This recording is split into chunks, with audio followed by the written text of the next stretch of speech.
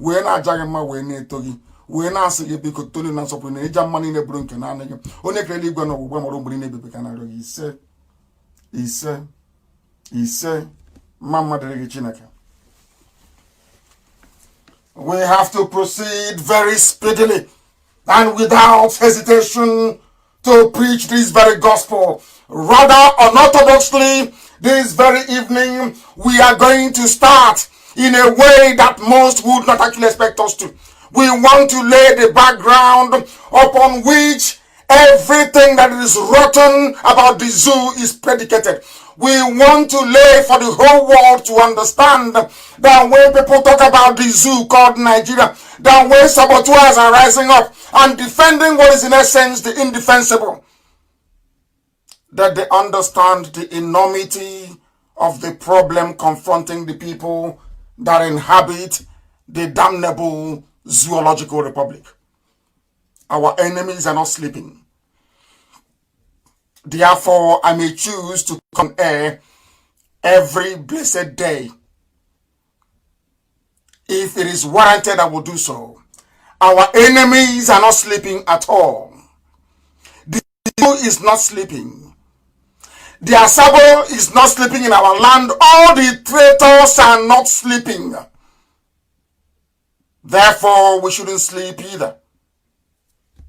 We shouldn't be caught sleeping. Our enemies are numerous. They are fighting us in every way possible.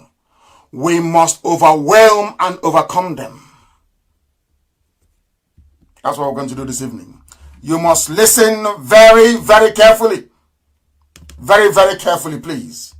Very, very carefully. We have to preach this very gospel. This is the voice of the real sponsor of Boko Haram. All of you know him. Ali Ndume. Listen, he's a politician. He is a Janjaweed politician. Listen to what he has to say about the zoo. And then from there, we take it on and build and weave the entire structure of this evening program on top of what this man has to say. This very video is everywhere. I am sure some of you may have heard about it before. But not from this perspective, most definitely. I want you to listen and listen very carefully and attentively. If Facebook is frustrating you, if they kick you out, try and rejoin again. That is what that's what they do all the time. That is their stock in trade. BBC was against us during the war. There was a media blackout on Biafra during the war. We have traced their conspiracy back to the House of Lords in England. Those who don't want the light to shine in Africa, they didn't start today. They've been doing this thing for nearly 320 years. It didn't start today. So what Facebook is doing is not new. What our detractors are doing is not new. The only thing is that our enemies who are within are using the name of Biafra. They are telling you that they agitate us to deceive, to misdirect your attention. They are doing all of these things in order to delay the coming of Biafra, to please their Janjaweed masters in the north. We have discovered their tricks. We know what they are up to. And we are determined to stop them. And that's what we're going to do. Every blessed day that we wake up, what we are going to do is to remind them, always and without fail, that we remain as resolute, as determined, and as formidable as ever. Listen to this, please. It is very, very important. Nigerian leaders, it's very unfortunate. I'm part of it. We deceive people. We are not honest. We deceive people, we are not honest. Also, the worst part of it is that Nigerians also deceive themselves. Because if you ask for accountability, in my own religion, they say God, God, and the good thing about it is everybody, in Nigeria, in Nigeria we don't have pagans.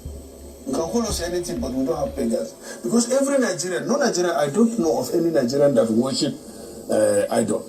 Are you listening? People only go to shrine.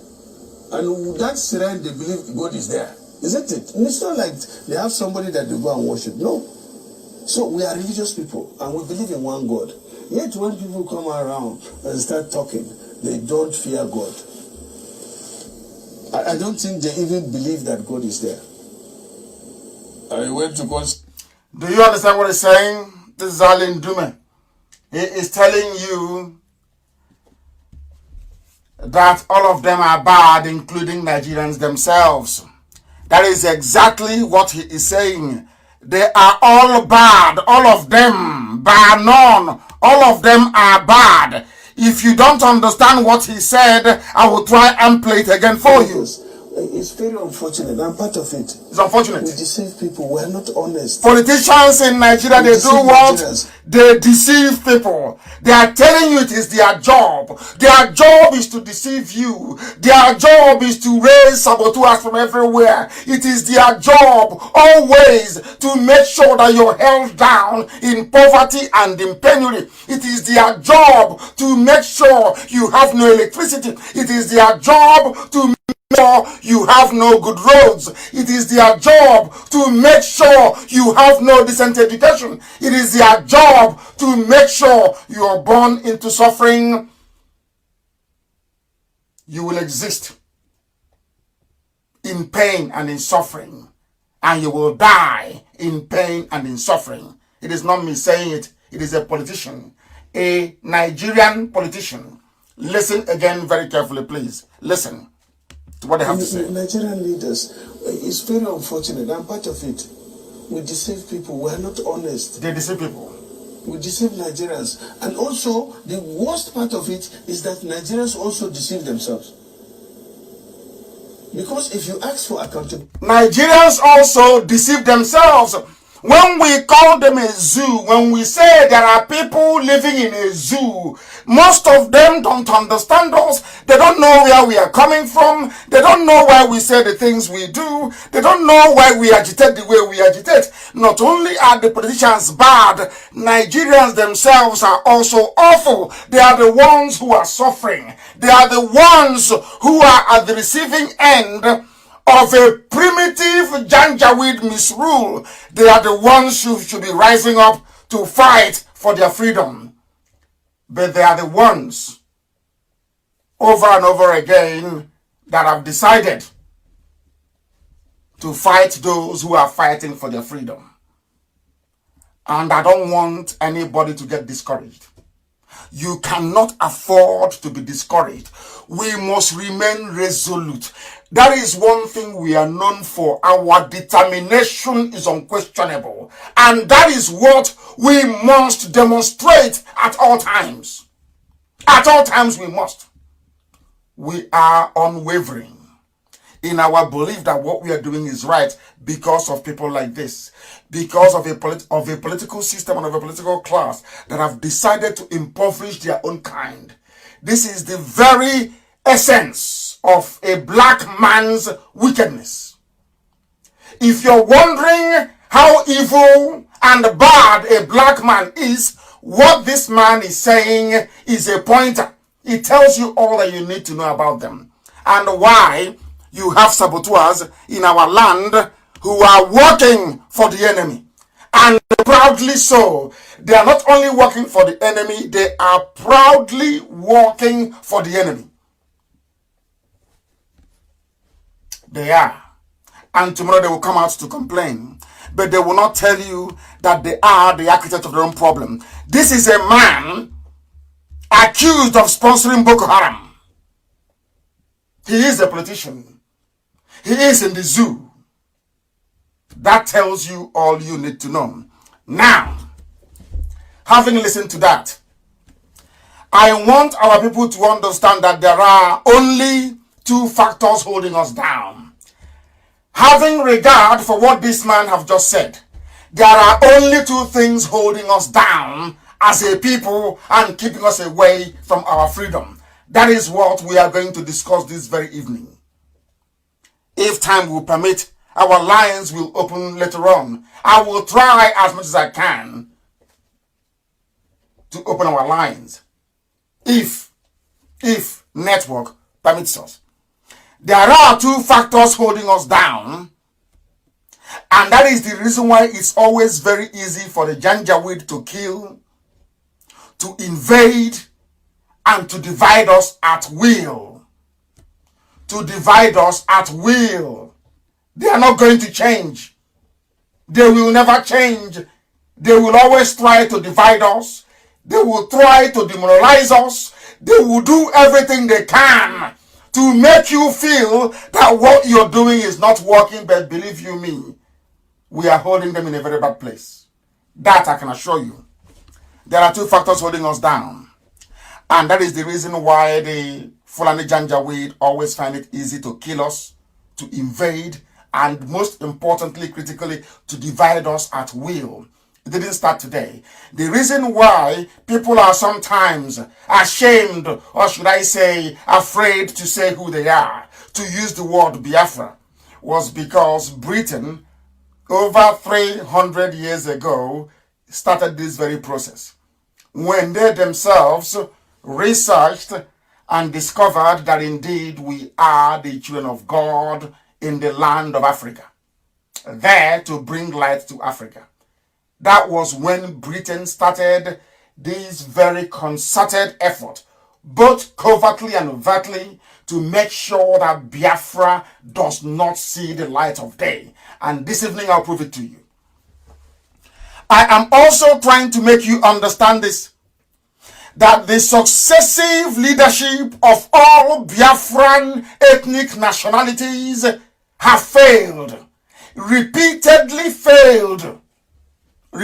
I say, failed to address the issue of division, the issue of segregation, the issue of subjugation, the issue of the subversion of the name Biafra.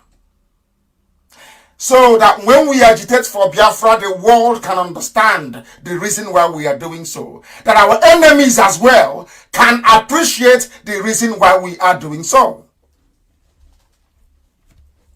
Another problem that we have is Igbo man's love for gossip and backbiting.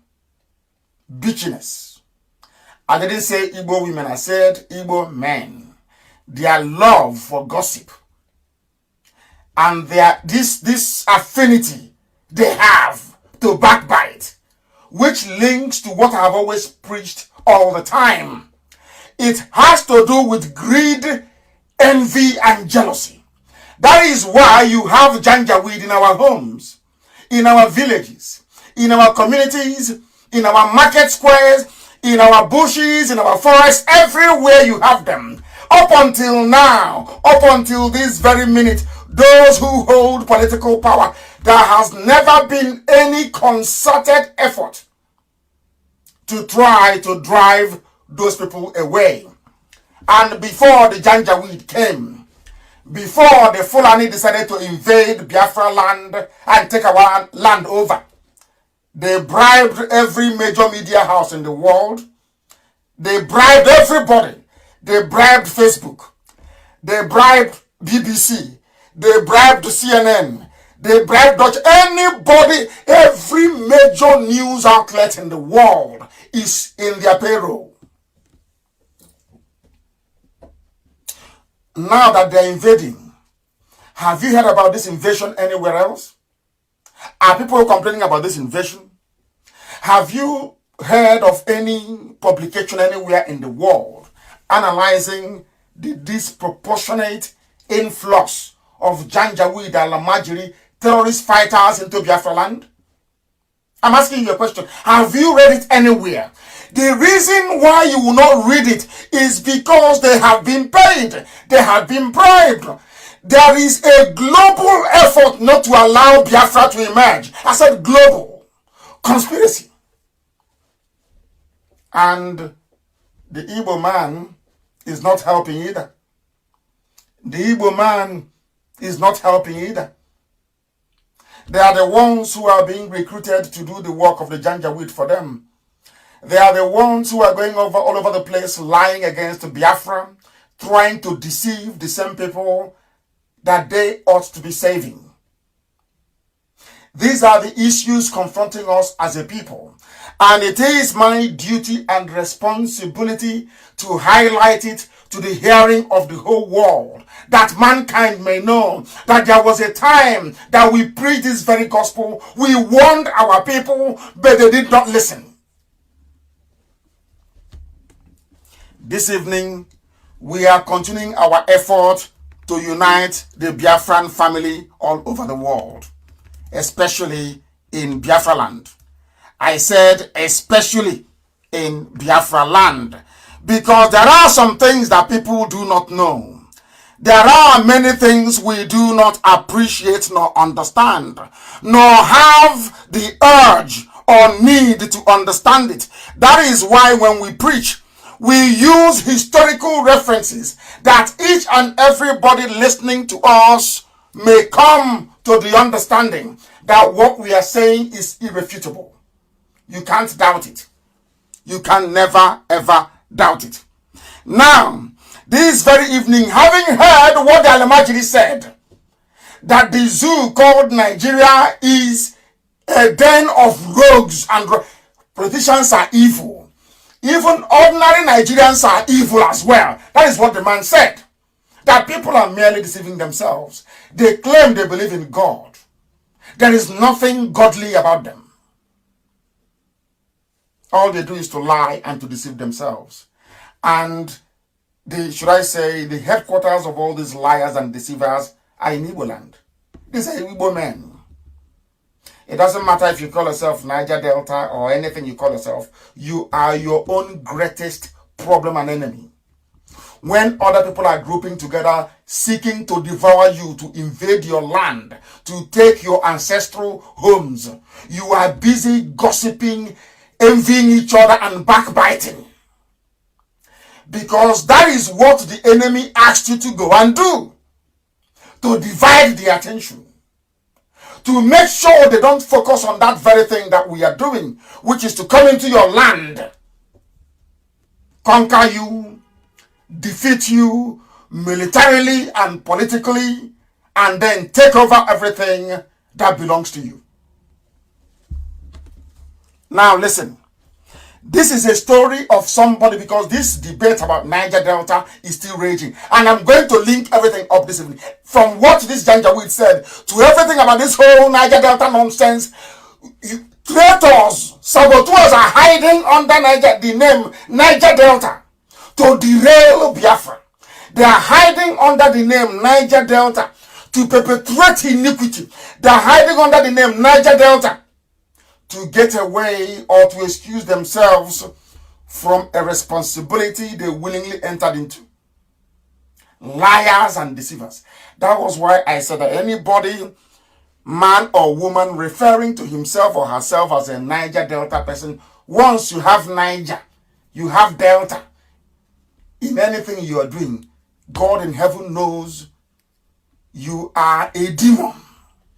You are working for the caliphate. That is how you know them. Once they have Niger to their name, or South, Niger Delta, anything that has Delta to it, you know they are working for the Fulani Caliphate.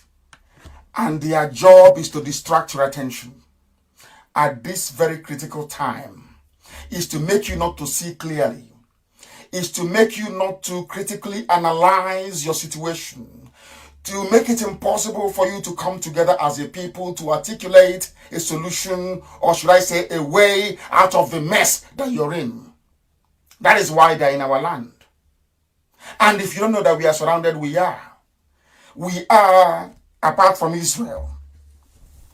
Biafra is the second most hated people in the whole world. People hate Biafrans for no reason. They just see you and they hate you for no reason. They see the blessing of God on your face and they despise you. That is why they have come into our land to take it. And what are their agents doing? Trying to deflect your attention, trying to divert your attention away, trying to make you feel that you have greater problems, that 2023 presidential whatever nonsense election is your priority or should be your priority, that the best way to address the overwhelming invasion of your land is to hope that things will be better in 2023. And by that time, you will no longer exist. You must understand what these people are doing. Somebody wrote something which is quite interesting. which I must read to you. I think I don't have his name. No, I have his name is Chibike. Is that correct? What is his name? Let me read the what he wrote anyway. He said, I come from Otaka community in Obubra. Obubra is in Cross River State. Obubra LGA, local government area of Cross River State. We are about 20,000 inhabitants in population, as the controversial census says. Of course, nobody believes anything coming out of the zoo, according to what Alin Dume said. This is Cross River State, a Cross River indigene. That is why Facebook doesn't want the truth to be told. That is why all of them are ganging up against us, ganging up against what IPOB is doing. But we don't care. We don't give a damn. If they say it's only one person listening, I will preach. Instead of me to preach for 2 hours, I will preach for 3 hours. The more they reduce the number of our listeners, the more I will preach. You think this is 67? You can intimidate? You can use your media blackout as they are slaughtering Biafrans, as our parents are dying on the battlefield trying to defend us. You are busy lying to the whole world. All of you, we are lying to the whole world. Every Yoruba media, every Hausa media, the Middle Belt today who are being slaughtered. I said the same Christians in the Middle Belt that I'm fighting for when I go to America. The same Christians in the Middle Belt. You joined Go On, who was a Christian, to kill Biafrans. Go On went and created southeastern Nigeria, which is this same place where Igbo people come from, in Cross River State. I hope you're listening. In Cross River State. Now, Nyawodo, Ohaneze, so-called leaders of Biafra, or Igbo leaders, none of them over all these years, none of them ever rose up to challenge this abomination by Go On and the Janjaweed Fulani that have been dividing us with drawing artificial boundaries. We thought that what Luga did was bad. What Go On and the Janjaweed in the north did is an abomination. And that was why Chukwukikabiama said Biafra will not. Are you listening? Biafra can never come until you go and unite all these my children together. And that's what we are doing. Now you know why Biafra did not come in 1970. I have told you this story before. I went to America and they were giving us the facts and figures of the Biafran War. They said that, of course, the Vietnam War was a distraction. But had we fought on for another 6 months, President Nixon would have instructed Harold Wilson in the UK to allow Biafra to go. Only 6 more months. But we stopped. Because Elohim wanted to show us Biafra, the promised land. To say, your parents have fought for this. Now all of you should go and fight for it. And that's what we are doing. But you cannot fight for Biafra unless you unite the children of the Most High. Unless all the Biafran families are one together. And that is exactly what we are doing. The only thing is that we are doing it in every truth and in every honesty. That is why we say everything in the open. Nothing is hidden. So when we tell you that this is where the boundary of Biafra starts and this is where it ends, you will have no need to doubt us. Let me read for you. There are about, according to official zoo census, there are about 20,000 inhabitants in Otaka community in Obubura local government area of Cross River State. Because when a Janjaweed Irat or a Yoruba Irat was like, oh, leave Cross River out of your Biafra, they will not tell you. This is something that channels cannot tell you. Punch newspaper can never tell you. All the Yoruba media can never tell you because they are doing the work of Lucifer. They are working for Satan. They are working for darkness. They can never ever tell you that there are Igbo people in Cross River State. They never tell you that. They can never tell you. Not just in Delta, not just in rivers. Because if you ask the Hanese, if you ask anyone, they will say, oh, there are Igbo speak, the 7 Igbo speaking states. Igbo speaking. But there are no Hausa speaking states in the north. No Fula speaking states in the north. No Yoruba speaking states. It's only in our land. They want to divide us. They don't want us to be together. Once you divide the land of Biafra, Elohim departs. His glory cannot be with you. His grace, he will take his grace with him. You are on your own. That's why we are suffering today. So what we're actually doing now is what Ohaneze should have done since 1976. They never did it. These are the elders that they sat down and they saw something that young children cannot see. Isn't it ironic that we have elders and children are now teaching elders their own history? Elders that should be telling us under the moonlight, in the night, what our history is, who we are related to, who are your brothers, who are your cousins, who are your sisters. They didn't do it. It is us, the children, now telling our fathers who we are and who our relatives are. It is a shock, an utter abomination. Utter abomination. My goodness. Let me read this to you. Our language is Igbo in Cross River State, in Otaka community, in Obubra, in Cross River State. The language is Igbo language. They speak the same Igbo that some parts of Igbo people are speaking. That's all. And in Otaka village, in Obubura local government area of Cross River State, they have 4 market days. Eke, Ori, Afandonkwa. And in Otaka village, in Obubura government area of Cross River State, they circumcise all their male children on the 8th day. They celebrate New Yam Festival. They are called Isobo people. Isobo is the same thing. The same thing we have in Isoko, in the so-called Delta State. I hope you're following.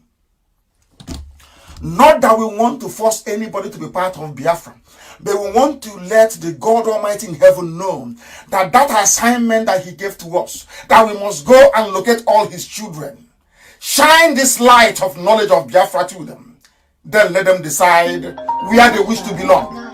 They must decide where they wish to belong. That is exactly what we are doing. Some people won't listen, they will keep calling, even when it's not time to do so. That is what Ali Ndume was saying. People who don't listen to very simple instructions. But we must proceed. And proceed we must. Don't please, but if they remove you, you come back in again. That is what Facebook does. It doesn't matter what they do, we are proceeding. We are proceeding with our program this evening. I said, I challenge Facebook to take it down from now 5.9K. Take it down to 100 and I'll still be preaching. We are beyond being demoralized, if you don't know. Otaka community in Obubura government area of Cross River State is Biafra. It is an Igbo territory. They call them the Great Sub-Igbo speaking groups. Domiciled in Niger Delta, that's what they call them. These are Igbo people. They are calling them Niger Delta. And it's even a very good thing that even the pig today came out to say he's an Igbo man. And I said, no wonder. Only an Igbo man can be as stupid as you are. Only an Igbo man can collect money and deny that he didn't collect any. I'm coming to you later on. Only an Igbo man will now deny that you don't know who Uchenna Asiebu is. You are now denying that Uchenna Asiebu never gave you any money. Only an Igbo man will do that and say he's a Niger Delta. Talking rubbish. Only an Igbo man will deny money given to him. Oh no, she a criminal. By day and by night. You deny I never spoke to you. You deny I never sent people to your mansion in Cotonou. I did not speak to you. You don't know who Edoziem is. You don't know who Abanyim is that came to see you in the republic that I sent to come and see you. You don't know who Nzulumike is anymore. You deny speaking to me on the phone. Before you went into that meeting in Cotonou, you deny it. You are an Igbo man, so I'm not surprised. Full of deceit. Self-deceit. So you no longer know. You say, of course I did not give you money directly from prison. I asked somebody to give it to you. His name is Uchenna Siebu. Have you forgotten? You people are the problem. You are an Igbo man, but you're hiding under Niger Delta, talking rubbish. But you're an Igbo man. You look like a pig. You're an Igbo man. No wonder. I'm not surprised. All you people know is to backbite, envy, gossip. An Igbo man will sit down. He'll be sharing a gushi, talking rubbish and gossiping. That's all you do. I'm not surprised. All your useless militancy was just pure 419 you're doing. You're a criminal. So you think everybody else is a criminal. And in broad daylight, you deny the money that I asked you, Chenasye. So you think, so I will be in prison and I will leave prison as a witch. As I want to, I will fly to you and give you money. You want to play smart. You want to show us you're clever. But you're not clever. Uchenna Sebu gave you the money. Come out and do a video. I say Uchenna Sebu never gave you any money. Bring Quran with you. I'm telling you, that God you worship will strike you dead. Bring Quran with you. And swear that Uchenna Sebu never gave you. On my own instruction. Swear I never spoke to you. I want you to swear that I never spoke to you from prison. I spoke to you. You're a liar and you're a thief. I give you names. I knew you would lie and you would deny. Like some of you claiming you are Niger Delta, but you're Igbo. In Cross River State. In Cross River, you're Igbo. You speak Igbo language. You have 4 market days. You circumcise your children. The same way some fools from there are saying, oh, we are Niger Delta. We are related to people from Ondo. Is how in your own deception and stupidity you've been found out. Did I not send a dosium to you? This Creek pig, did I not send you don't know who is a dosium? Chick, a dosium. I sent them to you. I sent Hawanim to you. I sent Nzurumike to you. 3 of them came on my order to travel from Europe to Cotonou to have a meeting with you. Why did I give you 20 million? I gave you 20 million as a starter of all the plans that we had. And you're busy lying. Did General Playboy not come to your house? Did General Playboy not come to your house? He asked and we sent him that we gave you money. Are you going to deny it? And you asked your boys to shut the door that you're not at home. Did Playboy go to your house or not? Did we give you money to protect us at Mpo or not? I'm giving you facts and figures. How much were you given from Mpo? 5 million. I approved it. From Mpo to defend us 2016 at Mpo. The massacre that Amnesty keeps talking about till today. At Mpo. Have you forgotten? You said something was coming. You are the one that went and told the zoo that we have no arms and they came to Mpo to slaughter us. It came from you. And you're an Igbo man. I'm not surprised. Now you have agreed that you're an Igbo man. You think you can lie? You don't know. Let me tell you something. My training. I learned something when I did one of those law courses as an elective. Never ask a question you don't have an answer to. I know it was a trap yesterday and you fall into it. I know because I didn't give so much details last night that you come out today to say, I gave you no money because you think you're smart, but you're foolish. You are very, very foolish. Uchenna Sebu Omimi gave you the money. I want you to do a video. Come out tomorrow and say, Omimi never gave you any money. Come out and do another video. Because you have no shame. See how a grown-up man is lying. Instead of you to address the issues, I'm just trying to draw. I want the world to know how an Igbo man behaves. That is why that is why Janjaweed that did not go to school is controlling our lives because of this type of selfish, greedy behavior. All of you, your masters are panicking in the caliphate. They maybe have given Yoruba people working for Facebook more money. Please reduce it. You forget that people are listening via Radio Biafra app. People in Biafra and are listening via FM. People are listening via tuning. People are listening via sweet radio. People are listening through country radio. Do you seriously think people are even satellite? You think people are only listening to Nnamdi Kanu via Facebook? Is that what you think? People are listening on YouTube. Live channel on YouTube. You don't know that? That's how daft people are. That was why Alim Dume said that not only the politicians, that Nigerians also are stupid. That's what he said. You are denying something. I called you on the phone. You and I had a conversation. My men had a meeting with you in Cotonou. You are denying it. Omiomio sent you money. You are denying it. I doubt you are a militant. I don't think so. You are just there eating pork. Look at how bloated you are. Bloated pigs everywhere. They are the people in the cross. But the Cross River. Cross River is saying it's not the Delta. It's not. Look, and we keep quiet like fools. If not for IPOB. People, when they talk that rubbish, some of you bomb e-rats. They intimidate you and you run. You just, like a fool, you abandon an argument that you have won by nature. These are your relatives in Cross River, in Delta State, in Rivers, in Akwa Ibom, in Bayelsa. They are your blood relatives. I said blood. Somebody, Janja Weed from somewhere, is on Facebook that leave Cross River and you run away. Some idiots will say to us, can't you make it only Igbo nation? And look at the idiots campaigning for Igbo nation. And I asked them, do you know you have relatives in Benue? Do you know your people are in Cross River?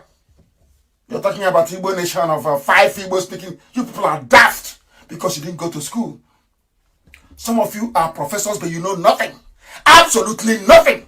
Are you more Igbo than somebody from Abo? You're from Owerri. Onewi. Are you more Igbo than somebody from Ebanke? Igbo Akre, that's the name. Are you more Igbo than somebody from Otaka in Obubra? How are you more Igbo than that person? Is there any center we have in Igbo land? So, as equidistant as you are to that very location, that makes you more Igbo? The answer is no. So, I will ask you again. Can somebody tell me why they will be campaigning for Igbo nation of only 5 states when you have Igbo people in Cross River? Who are they? People, some idiots, they go to Sahara reporters, they be writing nonsense, they be writing garbage, writing pure crap. They're intellectuals. If the idiots write PhD or LLD, rubbish. Black people. You think having a degree, PhD, SSD gives you common sense? You hide behind your envy to write rubbish. That is why your politicians are useless. Useless in this life. Useless to the core. They can't defend you.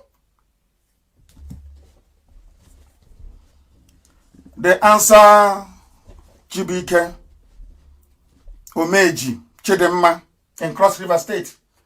Some of you now will go to one of their platforms and the Yoruba idiot from Obomosho will come and write rubbish. Oh, you want to take Cross River because of the oil? Instead of you to say that I have my brother there, his name is Chibike. I have my brothers there, his name is Chibike. It's not oil. I am looking for Chibike, my relative. In Obubra. Some of you shy away from a debate. If not for IPOB, where would you be today? Janja Weed will make pepper soup with your brain. Unbelievable.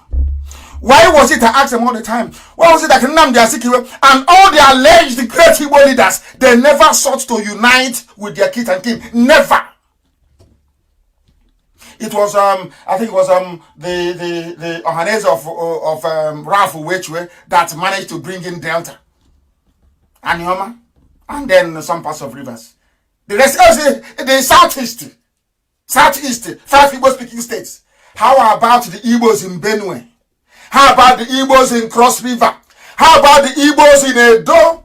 How about the Igbos in Delta? How about the Igbos in Rivers? How about the Igbos in Akwa? You are more Igbo than them.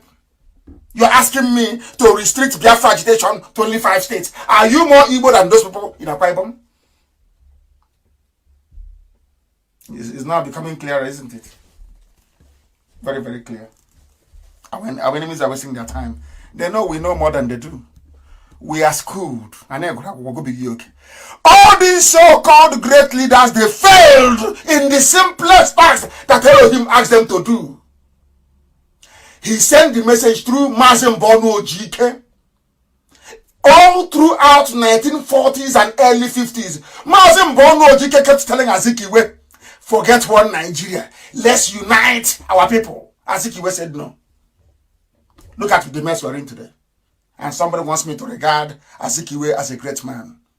I don't think you know what you're talking about, honestly speaking. Now, let us look at what happened. I told you that they have ganged up. People don't understand the level of conspiracy against Biafra, the word Biafra. And I kept asking myself, why is it that any time these people, they hear the word Biafra, they want to go mad? There is something about Biafra that is driving the British man mad. Something. What is that thing? What is it about Biafra that when you go to the UN and you mention the word Biafra, everybody will run away from the room? That was why I knew that anybody was lying. You didn't discuss Biafra. Because if you go to the capitals of the world and discuss Biafra, when they finish dealing with you, if you come outside, you will suffer from typhoid and malaria and convulsion immediately. You ask yourself, but why this hatred for Biafra? Did we actually do anything? They are the ones that killed us, 5 million people. Yet they are afraid of us. That is how I know. When somebody says, well, we are lobbying, but I will tell you, you're lying. Because if you go to the UN and call a meeting at the UN and you put on the display board the word Biafra, they will stand up and they will walk out.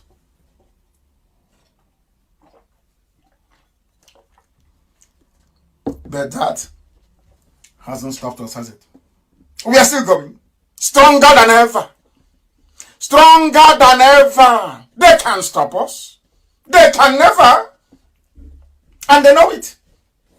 When people come to you and they're lying to you, I expect our people raised with some gumption to understand that these are agents of darkness. I said something about the pig. A simple trap. I said to him, I gave you 20 million. And I know that being the criminal he is, he will say, oh, no, the candidate did not give me any money. He will not tell you that I instructed Uchenna Asiebu to give him that money. If he was an honorable man, he would have said Uchenna Asiebu gave me money or talk to me about money. Mpo massacre. Do you know who is to blame? It's the pig. We gave him money. He said they will come to protect us at Mpo. They never came. I was in prison. I was weeping. I was crying inside the prison as they were slaughtering our men. And I asked Omiomi, I said to him, where are the things you promised me is coming to Mpo? He said, oh no, that there's somewhere near a head bridge. I said, when are they going to come on board? That men are falling. He ate that money. I sent men to him in Iguacha. He wants me, I will tell the whole world.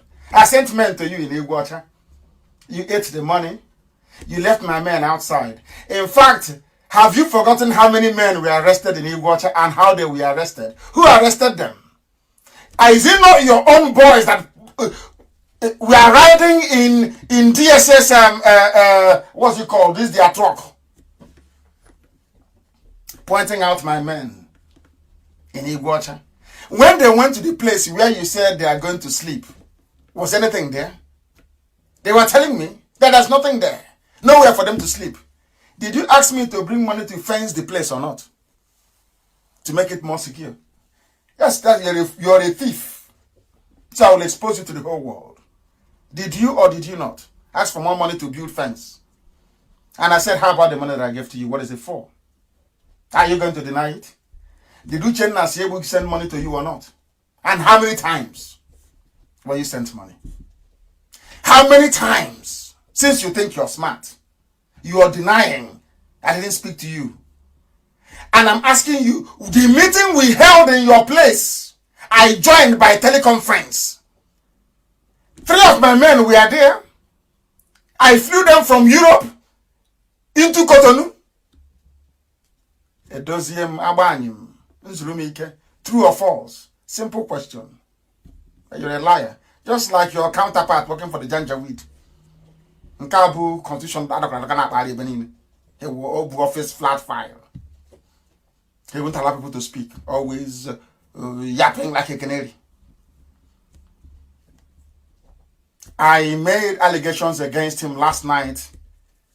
The only thing he remembered to refute was the 100 naira that Modo talked about. How about the rest? Where in America were you? You claim you are fighting for Biafra. Where in America? Show us a copy of the document you submitted. Till now, you've not done it. Or you are trying to do like Femi Adesina. You want to forge it? You want to go to Olowole and tomorrow morning, they've opened now. There's no more restriction. So you want to go and forge papers? Bring it out. Let's see. It should be in your folder. Just to roll it out. Let's see. You claim you want to talk Biafra in America, yes? Bring out the documents now. Let's see. You think you're smart. You claim you also claim that you got me out of prison. Ejiofor today has written. He doesn't know who you are. So I ask you, what do you gain by lying? What is the gain? So the Janjaweed handling you told you to go and keep lying. You people are talking rubbish when our land is under siege. What we need is guns and weapons, and you're talking rubbish, talking jazz with BBC, talking nonsense. How do you build the economy? Economy where? You people are finished. You people are finished. All you do is you gossip. All you do is you gossip. Every day you're gossiping. Every day. How do we bring down Nnamdi Kanu? How do we bring down Ipob? But you cannot. Not in this life. Not in the next. You cannot. Today now you know you're an Igbo man. But you are dancing like a headless chicken. You are doing bli job. Next has happened. You have used your own mouth to confess. Yeah, no wonder you are the way you are. Only an Igbo man can be that wicked and useless and treacherous. Only an Igbo man. We have our faults, so forget Yoruba. Our own fault is deadly. Defense fund. I said, show me an Igbo man in the whole world. An Igbo man that can give you $100,000 and say, go and fight for free. No Igbo man can do it. Igbo women can, maybe. No Igbo man.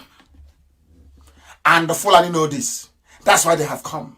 They know you people. They know you people are so stingy. You are so evil. You so much hate yourselves that you cannot bring out one dime to save your people. The Fulani know this about Igbo man. How many millionaires do you have? Is Peter not a millionaire? Is Soludo not a millionaire? Who owns Orient Oil Block in our land? Is it not Emeka Anyoko? Don't they have money to buy weapons to defend our land? But they won't do it. All your ex-governors, all your ex-senators that stole money, do you think they will do it? Of course not. But in the north, in Fulani land, they are building a trunk of gas. All of them combined together. All the money they have stolen, from everywhere they come, they hold a meeting in Kaduna. They say this is what we're going to do, and they're suppressing you.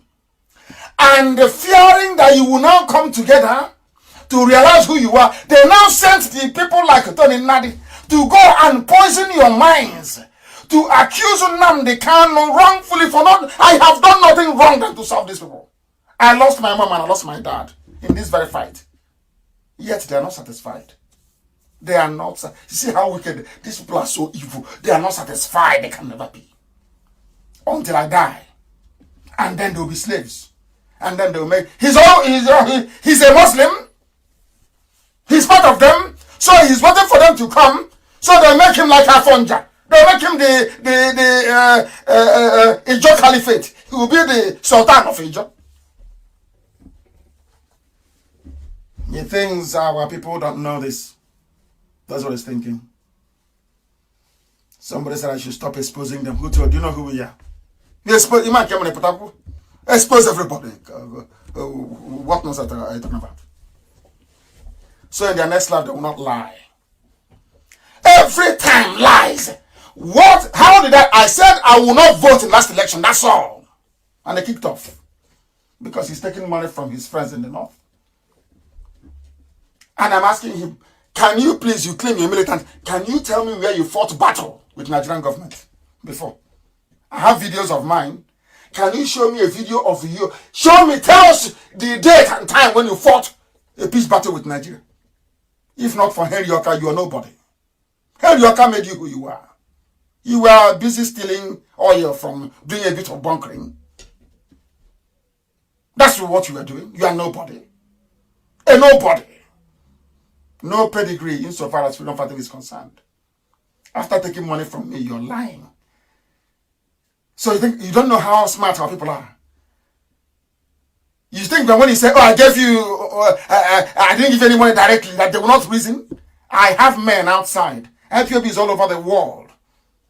I have men working for IPOB 24/7.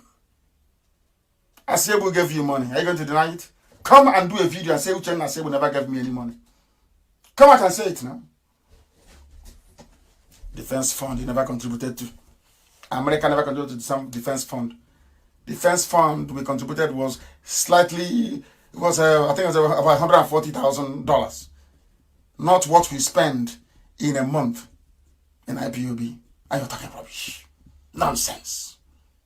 Talking pure crap. So you want me to tell you where defense fund is so you can go and tell your friends. They'll go and take it. It's only 140,000. Only. Shame on all of you. Defense fund, our defense fund. You in one December, see how foolish you are. In the same breath, you said I am not an IPOB member. In the same breath, you're saying our defense fund, the one that I gave you and you ate. No wonder your stomach is as big as it is. Fools everywhere. Nnamdi Azikiwe failed. So-called Igbo leaders, they have failed over the decades, and they'll continue to fail because they cannot see. They are blind. They are blind. They cannot see. Let us look at the gist of our problem, because the pig in the creek said, it's the Portuguese that came. They saw the water bubbling, and they called it Biafra. This is how foolish he is. He doesn't even know the history of Biafra. Sometimes I just fold my hands and I'm just looking at them. They're talking rubbish. Do you know the word Biafra is from here? I'm just laughing at them. No research. No thorough examination of anything. No laying out the facts. Just come out and be talking. And so he has heard a Janjaweed or maybe a Yoruba Irat say Biafra is a Portuguese name. The idiot took it and made a fool of himself. Show me the word Biafra in Portuguese language. I challenge anybody. Go and show it to me. Show it to me. I dare you. Show it to me. And do you know that Biafra is the anglicized version of the original name? Do you know the original name? You know you don't. These are the so-called intellectuals, man. You don't know the meaning of Biafra. You don't know where it came from. You don't know where it's... You have no clue. You have no idea. You have no idea. At all, at all, at all. But you're busy yapping nonsense, as always. Yapping crap, always. I will teach you this evening. I am going to look at the BBC wartime correspondent. I said to you yesterday that BBC is evil. I want to prove it to you today. Anything I say, when I push you, I show you where to land. I can't come out to accuse you needlessly. I told you, Tony Nadi is I didn't say he's a fraud. I said he's a non-entity. He's a nobody. He's an errand boy for the establishment. I leveled 4 accusations against him. All you can think about to defend is Nnamdi Kanu, that criminal. He said he should have seen I didn't support Modo's 100 naira per head every month. All the things I said about him, he couldn't defend. He couldn't defend any of them. You claim you're working for Biafra. All those idiots you're deceiving, you're the freedom fighter. I say, show me one document with Biafra in it. Or with even your upper Niger. Or lower one will you be. Since you're answering them of the nearest river to my house is in my village is Iyokata. Maybe I should form my own Iyokata Congress. Those who are living at home Imo will form Imo River Congress. Since we are not answering the names of streams and rivers. And those who are living near Otampa will answer Upper Otampa Congress. That's how daft you are. You claim you went to school. You want to name your people after a river, ordinary river. And you claim, you said you went to school. You're educated. We are going back to Frederick Forsyth, a conscientious BBC correspondent. I want Biafrans to know who their enemies are, that they hate us, not for anything we have done, but because God blessed us as a race. If you don't know, listen carefully. This is Frederick Forsyth. The federal government in Lagos, that is Gowon's government, was a brutal, brutal military dictatorship. Has anything changed here today with Aisha's boyfriend? Has anything at all changed? Look at what is happening today. Anytime the North is in power, there is absolute totalitarianism. The worst form of governance. This was happening in 1967. Frederick Forsyth was writing. The same thing you're hearing. That was why the man said, Alim Dume, that Nigerians, politicians and also Nigerians, are all, you are all deceiving yourselves. That's what he said.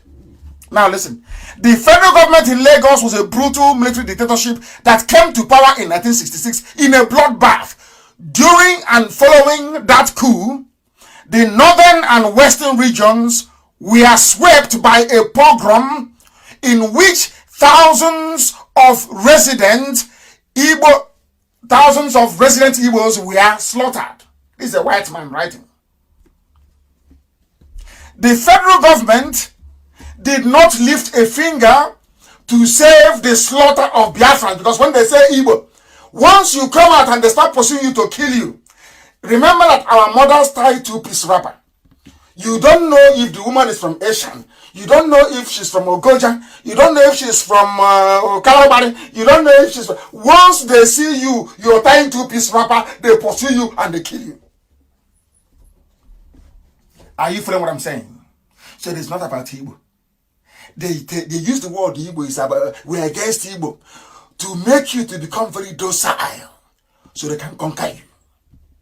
And Yoruba is the one shining the light, the torch. Oh, Hannah praying a torch. Yoruba is pressing torch for Fulani. You don't know that? Yoruba, they are the ones pressing their torch for Fulani to invade. If you think that as a Biafran, if you like BFIC, if you like Ibibio, if you like Urobo, once you're a Biafran, they hate you. It is natural. It's like being a Jew. There is nothing you can do about it. You are hated by nature. Do you understand that? Somebody wants to form Lower Aba Congress. Oh, please don't form. Onyemeri is Freeman is called. Please don't form Aba. They want to form Aba Lower Congress. Hey! Ignorance is a disease. Even with your so-called BSc, LLB, BA. It doesn't mean you have anything in your brain. Doesn't mean anything. Listen, they were killing Igbo people. Once your mom ties two-piece wrapper, you are a dead meat. The federal government did not protect our people then. Never protected the Biafrans. Never. That even somebody that was British educated, then he was a Colonel Gowon. But listen to what a white man said. He said that Gowon was a puppet. Like Opusodema. Listen, Gowon was a puppet. The true rulers were a group of northern colonels. The cabal did not start today. Fulani cabal did not start yesterday, or did not start with the death of Buhari in 2017. It's been there always. It was the cabal that said, because we want to kill Christians from the south, the best thing for us to do is to get a Christian from the north, from the middle belt, and support him to do the killing for us. The same thing they are doing now. Instead of them to come and say, we are coming to take over your land, they said, no, they are resettling. Alamajiri. So that when you're writing to the world and you're saying, but it's Alamajiri. You might be thinking, but what is Alamajiri? They will not tell it is the Fulani people who are coming to forcibly take over your land. That was what they did to Gowon. They said to Gowon, you will go for us. These Igbos used to, even the middle belt, they were filled with hatred and envy for the Igbo man. Middle belt, all of them. The TVs, they hate for no reason. The only reason why they hated an Igbo man was because an Igbo man was successful. God blessed him. Wherever he goes to, God will bless him. He will do well. He will be a son. Don't mind their stinginess and their wickedness. That comes with it as natural as well. But they always did well. They said the zoo is jamming our radio back home. I don't know what is going on. I have no idea. But we're going to get far more superior systems than this. Don't worry about that. They know the gospel is hitting them very hard. They forgot that there will be a replay. People will replay and replay and replay and replay, so they're wasting their time. Don't worry yourself too much about that. They said the radio in Biafra land is down. Is that correct? Our deputy, is that? No, it is going very well from here, so I don't know why it should be down. I don't know. Are you sure it is down, or maybe some Yoruba trying to discourage our people? I don't like Yoruba, of course. You know, some Yorubas fought for Biafra. Some Yoruba men fought and died for Biafra. And we remember them. Their heroism and their bravery. Remember all of them. The Yorubas that fought and died for Biafra, we honor them. Those I am against are the traitors. The same way I am against the traitors in Biafra land. The same way I'm against the traitors in Igbo land. In Ijo land. Wherever I see traitors, I attack them. I can't stand them. A traitor should not be alive. They come to you and they pretend they're part of you. Hey, I'm fighting for you. Oh. But why are you not talking about the Fulani in our forest? That's when you know who is who. That's when you know who is who. We must continue. They never lifted a finger. They used Gowon. They fronted him to go and do the killing of the Christians. The crisis deepened, and in early 1967, Eastern Nigeria, then our land, the land of Biafra, we sought restitution. Now listen to what the British did. I am going to shock all of you. Now you understand what is happening in Nigeria today is as a direct result of the wickedness of the British government of the time. I want to prove it to you. Listen very carefully. The British organized a Aburi conference. The reason why they organized it was not to find a peaceful solution. It is to give a cover, some sort of legitimacy for the genocide, for the Holocaust they were about to unleash. According to an Englishman, Frederick Forsyth, that said that what Britain did was a shame during the war. It was Britain that organized the Aburi conference. And in that Aburi conference, Gowon was there. Ojukwu was there. Two of them drank tea and brandy and agreed that the zoo called Nigeria will go back to a kind of a confederation. Back to the 1960, or should I say 1963 constitution. Are you following? Everybody will be on their own, developing their resources. Do you know what happened? On returning back to Lagos, now listen to this, you'll be shocked. On getting back to Lagos, at the instigation of the British, in fact, the colonials, the cabal in the north, including then the Oba of Benin, understand this, it is the truth. including then the Oba of Benin. The Oba of Benin. Lord have mercy. It is the truth. It's history. They ganged up because of their hatred for the Igbo man. They said, no, we no go gree, oh, we no go gree. Do you know they tore up Aburi conference? And they asked Gowon, I think it was last year, why didn't you honor Aburi conference? He said because Ojukwu came back and announced it first. Can you see? He's the one they said is leading prayer. And they said somebody invited him to come to Biafra land to pray. I am looking for the name of that person. I can't find. And I'm telling the whole world today, please, can you give us the name of the person inviting Gowon? Give us his name. So you're telling me that in Israel, after killing 6 million people, that although Hitler is dead, his children can be invited to come to Israel? Do you see how foolish we are? Do you see when I tell that an Igbo man is a poison unto himself? Do you see what I'm saying? Forget all that nonsense you are saying. His verse matters. They are poison unto themselves. You want to go and invite somebody that killed 5 million of us in a period when we are crying over the death of our people? Somebody wants to go and bring Gowon to come and pray in Biafra land. Go and bring him now. Go and bring him. No problem. Go and bring him. And then you will know what will happen to you. They are a useless set of people.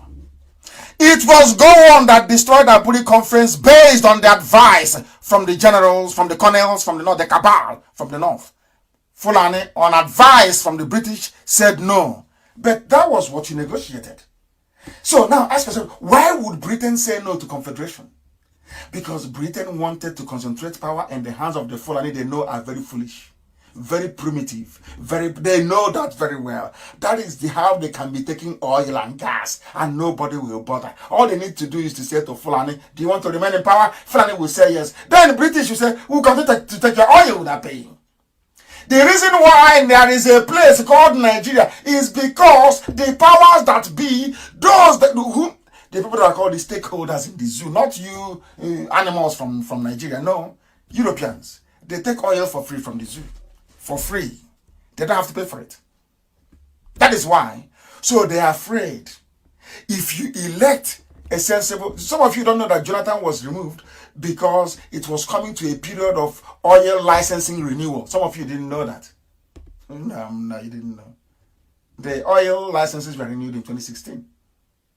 So Jonathan had to be out before 2016. That's how they got rid of him in 2015. So you didn't know that it's our oil. You want us because of our oil.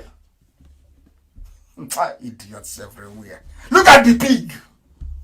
He doesn't even know. He doesn't know all these things. They said no to Aburi because Britain said to Fulani, do you want to keep on?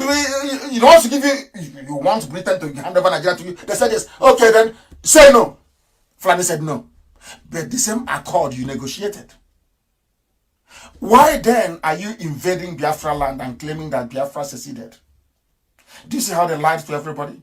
They went to history books. Oh, secessionist nation, Biafra. You can never go there and see that there was an agreement, an Aburi Accord, that Nigeria broke at the instigation of Britain. The same Britain went and told historians, told geographers, told commentators, Biafra is a secessionist state. Do you see how many enemies you have and how powerful they are? It is not everybody who comes to you and says to you, I am fighting for Biafra, that is fighting for Biafra. Like those idiots, like the idiot, Lower Niger Congress has nobody. It's only one man running from one studio to the other. Only one person. They're promoting him because he sponsors in the music and that's all.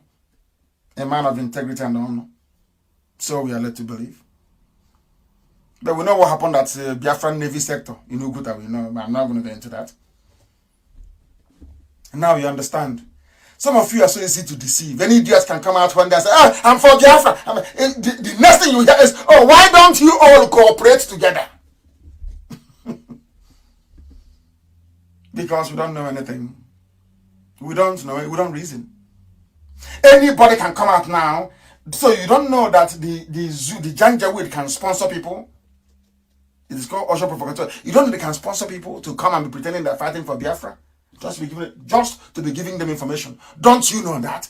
How come your brain? So anybody who gets up in the morning and says, "Oh, yeah, I'm fighting for Biafra, I'm here," the next rubbish you will hear is, "Oh, why don't all of you cooperate together?" Oh, dear me. We must continue. Frederick Forsyth went on to say that it was the killings of our people and the failure of Aburi that led Ojukwu to declare Biafra 53 years ago. Yesterday. He said, to this very day, I have come to attest to the true meaning of this Niger Delta. It is not a language that is known to any of us. None whatsoever. But it was an English word. The word Niger is the anglicized version of the Latin word niger, which means black. Because when I explain something, I explain it right to the source. I don't cut it from the middle. Niger is anglicized version of nigger, black. That's what it means. So the correct word is Niger Delta, if you want. Niger Delta. Is that your name? And anybody say, "Oh, we are Niger Delta," is your name. Are you a nigger? Are you a nigger? Answer me. Because if you are, we'll start calling you niggers then. Because Niger is the English version of nigger, which is Latin for black. Is it making sense? Is your stupidity now becoming a little bit clearer? Just a little bit. The Delta region. And I have asked you many times, there is a Delta region in Mississippi in America. Are you related to them? There is a Delta region in Limpopo. Are you related to them? There are people inhabiting the Delta region of the Nile, the Great Nile. Are you close to them? Why are you making a mockery of your stupidity by talking about Niger Delta as if you're dumb? Talking about Niger Delta as if you're hopeless. You didn't go to school. Oh dear me. Oh dear me. It's an English word given to us. We cannot allow it to hold. Adaka Boro fought under that banner. I respect that. But it was a mistake. It shouldn't have happened. It shouldn't. I don't condone evil. It should not have happened. It was wrong. It was wrong for the BBC and the British government to connive together to destroy Biafra. It was conniving between BBC, the BBC that brought you, because of IPOB, they gave you BBC Igbo. The job of BBC Igbo was to neutralize IPOB. They came, found out now what Atakatelo. You can't do anything to us. They came with their tricks and their games. They found out how formidable IPOB is. And where we have them is where we're going to keep them until Biafra comes. Then we review their position. But BBC can never be a friend of Biafra. Not now, not tomorrow, not ever. Don't say I didn't warn you. All of you idiots, I went to BBC. I gave an interview to BBC. They brought their bodyguard, the henchmen. They thought I was coming with IPOB to try and fight them. I gave an interview in English and in Igbo language. Before that, when I was in prison, my wife gave an interview to BBC and to BBC English. You know what they did? They cut it. She gave an interview for 50 minutes. They cut it down to 3 minutes only. That was the day I knew they were evil. I said, okay, let me try them. Maybe it was a mistake. I came out. In London, I went to BBC where they hired. They didn't want me to come to their studio. They didn't want to offend the Fulani by asking me to come to BBC Bush House to do an interview. They sent me to what's it called, what's the name again? To Canning Town, more or less. To Canning Town, yes. I did an interview.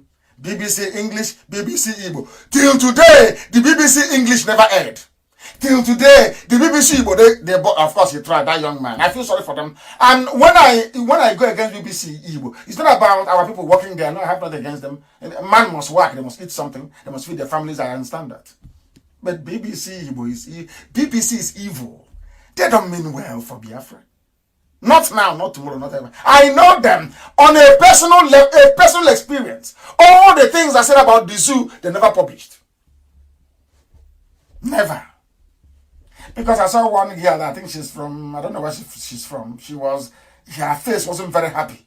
Because in the interview, of course, they asked me why they call Nigeria zoo and explained the meaning to them. And the Igbo girl was saying, yeah. They know it's true. That Nigeria is a zoo. Who doesn't know that? Only a fool. Forsyth said, listen, I arrived in Biafra capital in Enugu on the 3rd day of the war. In London, I had been copiously briefed by Gerald Waters, the head of the BBC West Africa Service. BBC, oh, please listen, BBC. What I did not know was that he was the obedient servant of the government's Commonwealth Relations Office, which later metamorphosed into the FCO, which believed every word of its High Commissioner in Lagos. I want you to listen. After today, you will not doubt anything I tell you in life. You can never, I can't lie. And I'm at last. God is my witness, I don't lie. What for? Are you going to beat me? If I tell you the truth, can you do anything to me? The answer is no. So I tell you the truth.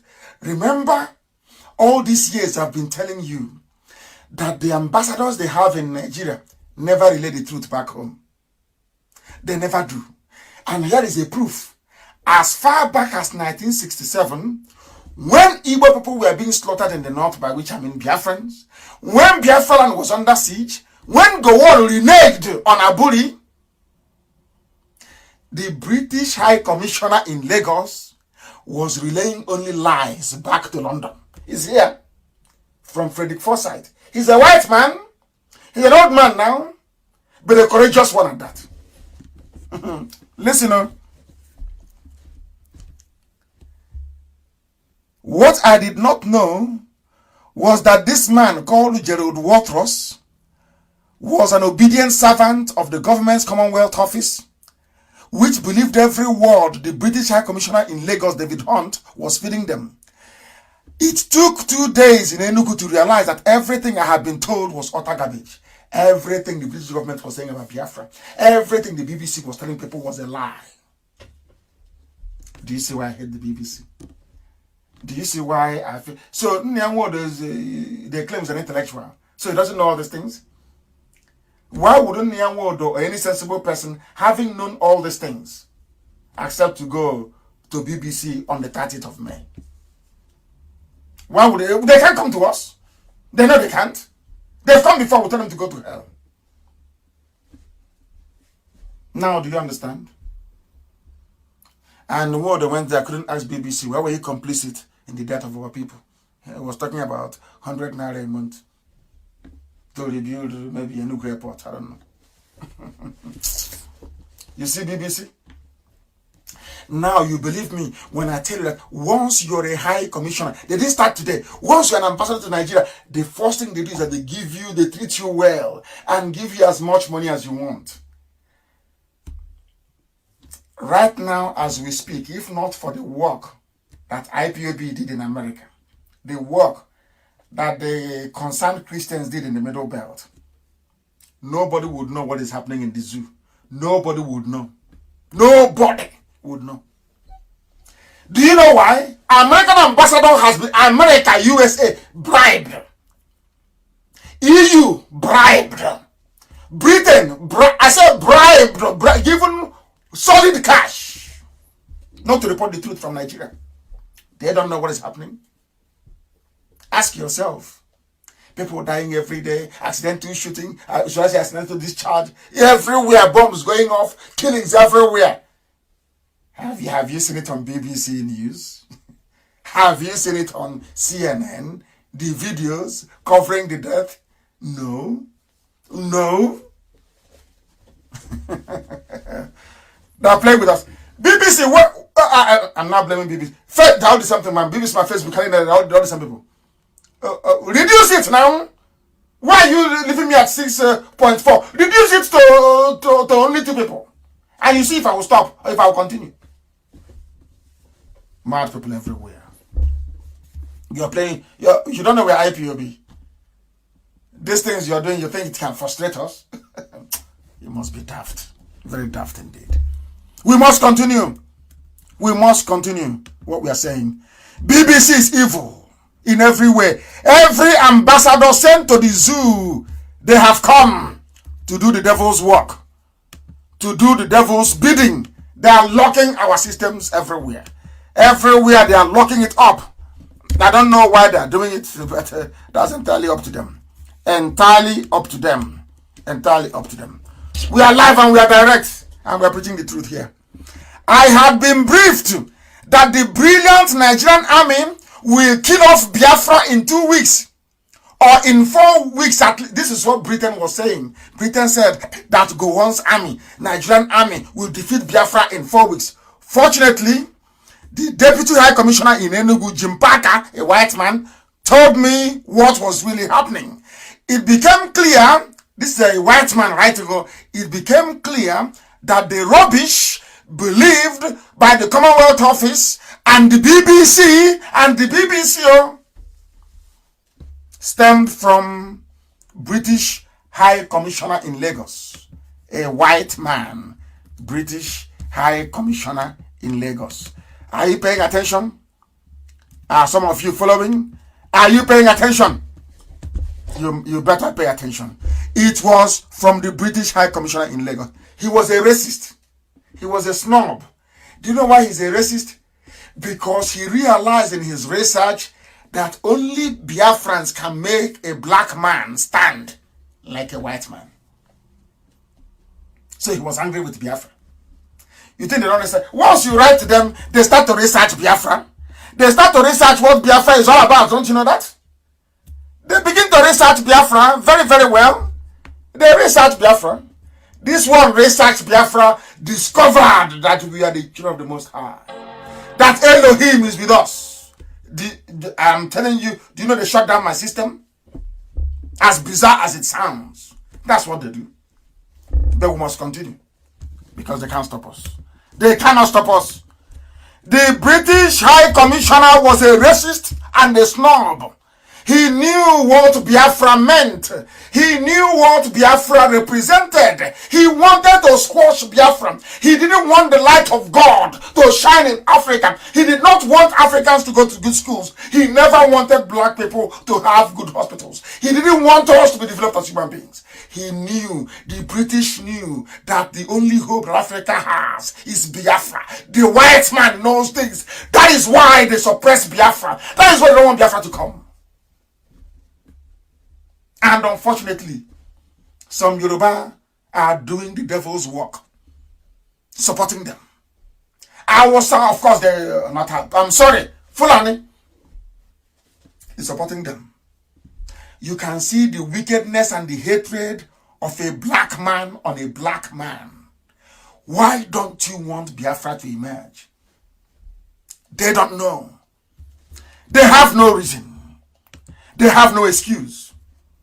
But what they know is that Biafra must not be. And what is the reason for that? Nobody knows. Nobody knows. That is how deadly the world is. And that is why I am bringing you this very gospel today. A gospel of heaven. I'm telling you the truth. They can't dispute what I'm saying. Nobody in their right mind can dispute what I'm saying. These are historical facts. Historical facts. They don't want Biafra to emerge, as the Bulgarians told Chief Justice P.K. Nwokedi of blessed memory.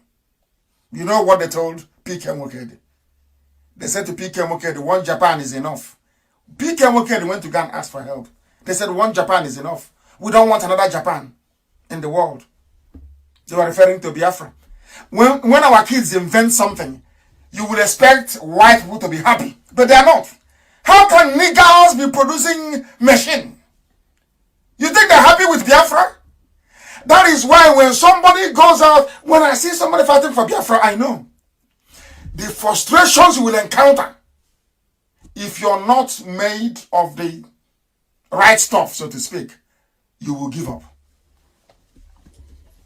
You think when our kids build toys that they're happy? No, Fulani is not happy. Yoruba is not happy now. Hey! Because for Yoruba, his greatest achievement in life is that he has a higher position than an Igbo man. That's all. It doesn't matter what the Fulanis are doing. Yoruba is okay with it. The only problem Yoruba has is an Igbo man beneath me? That's all. People don't know the meaning of Biafra. I look at them and I laugh. I say, do you know what you're fighting for? Do you think this? Oh, but when is this your Biafra coming? When is it coming? You're talking too much. Oh, you should come down and start fighting. Oh, dear me. The worst war you can fight is one in which you're not prepared. The invasion of Biafra land took the Janjaweed nearly 40 years to plan. 40 years. The conquest, this conquest is executing now, 40 years to plan. They have the war chest. Their war chest now stands at nearly 22 billion US dollars. That is the Fulani war chest to maintain their hegemony. An Igbo man cannot bring out $100,000. It's impossible. Instead, he can't take his village. Instead of an Igbo man to bring out $100,000 to defend his land, it's better for you to go and take his village. And that's why the Fulanis have come. They know Igbo, there is no way an Igbo man can bring out money to buy weapons. It's impossible now. They know it. That's why they have come. And as they have come, they gave you the tractors like the pig from the creek, the idiot of Upper Niger, what all rubbish is called, to be confusing you. Oh, they are doing something. Oh, can you, Janjaweed and your village, oh, can you see this constitution? Here, it says the preamble. What's up with Agorka? You're talking about preamble in constitution. Preamble. Oh, dear me. We must continue. We are live and direct. The whole world is listening. Mankind is at attention. This is Radio Biafra. When we preach, everywhere comes to a standstill. Then they know it's the truth. The whole truth and nothing but the truth. Go, come home and fight now. Come on, idiots. Mandela went on exile. George Washington went on. Everybody. Jesus Christ on exile. Moses on exile. Prophet Muhammad on exile. They don't, because they don't go to school. They don't read. They know nothing. As soon as they graduate, they call them from a politician will call them 3,000 naira a week. Irat. They say, all correct, sir. All correct. After doing cultism in school, they come in and start yapping rubbish. They don't know history. That just like the Greek pig. He doesn't know history. Biafra is a map, is a confluence of River Nun, and River Nun met River Cross, and the water was turning, and it's Biafra. Look at the idiot. Look at what is coming out of the idiot's mouth. So you go for an interview, they ask you, oh, this is Biafra you're fighting for. Well, what does it actually mean? He says, yeah, the river came, it's from River Nun to Gabon, and the water was swimming, and the Portuguese saw it, and the name is Biafra. Hey! Arrow.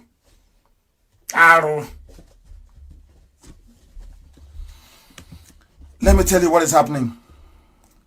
Listen very carefully, please. Listen very, very carefully. My brief was to report the all-conquering Nigerian army according to foresight. It did not happen. It did not happen. Naively, I filed this. When my report was broadcast, our High Commissioner complained to the Foreign Office because I stole the truth from Enugu. I said I'm in Enugu, the so all-conquering Nigerian army. I can't see them. They are not here. Britain got angry. Are you listening? I don't know why we argue with some zoo animals. They don't have any brain. They can't reason properly. That's why they're in Nigeria. Somebody is a Nigerian. How do you expect that person to reason properly? A Nigerian is an animal. They don't reason very well. These are wild beasts in the forest. They can't reason. Where their vice president is in charge of toilet, and the secretary to the government is the one making policy pronouncements. And you're telling me that they're normal? You're exchanging words with somebody who's an animal. Their vice president elected, allegedly, is now in charge of used toilet, how to revive latrine. And somebody who wasn't elected, Boss Mustafa, is now doing the job of the vice president. And you want to debate with such people, such fools, such idiots? Hey, my goodness. They say I insult them a lot, that people are listening. I said, because we are fools. If we are not fools in Africa, why are we always finding things difficult? You have nothing. Your life is always upside down on a daily basis. Change it, it won't change. Allow those that want to change it to change you. No. Hey, Zoo. I reported the truth from Enugu. I reported it, the truth as I saw it. But the BBC, we are biased. They accuse me of being pro-Biafra and record me back to London. For writing the truth, I was sent back to London. 6 months later, in February 1968, fed up with all the slavishness of BBC, to Whitehall, BBC connived. BBC, they hate Biafra.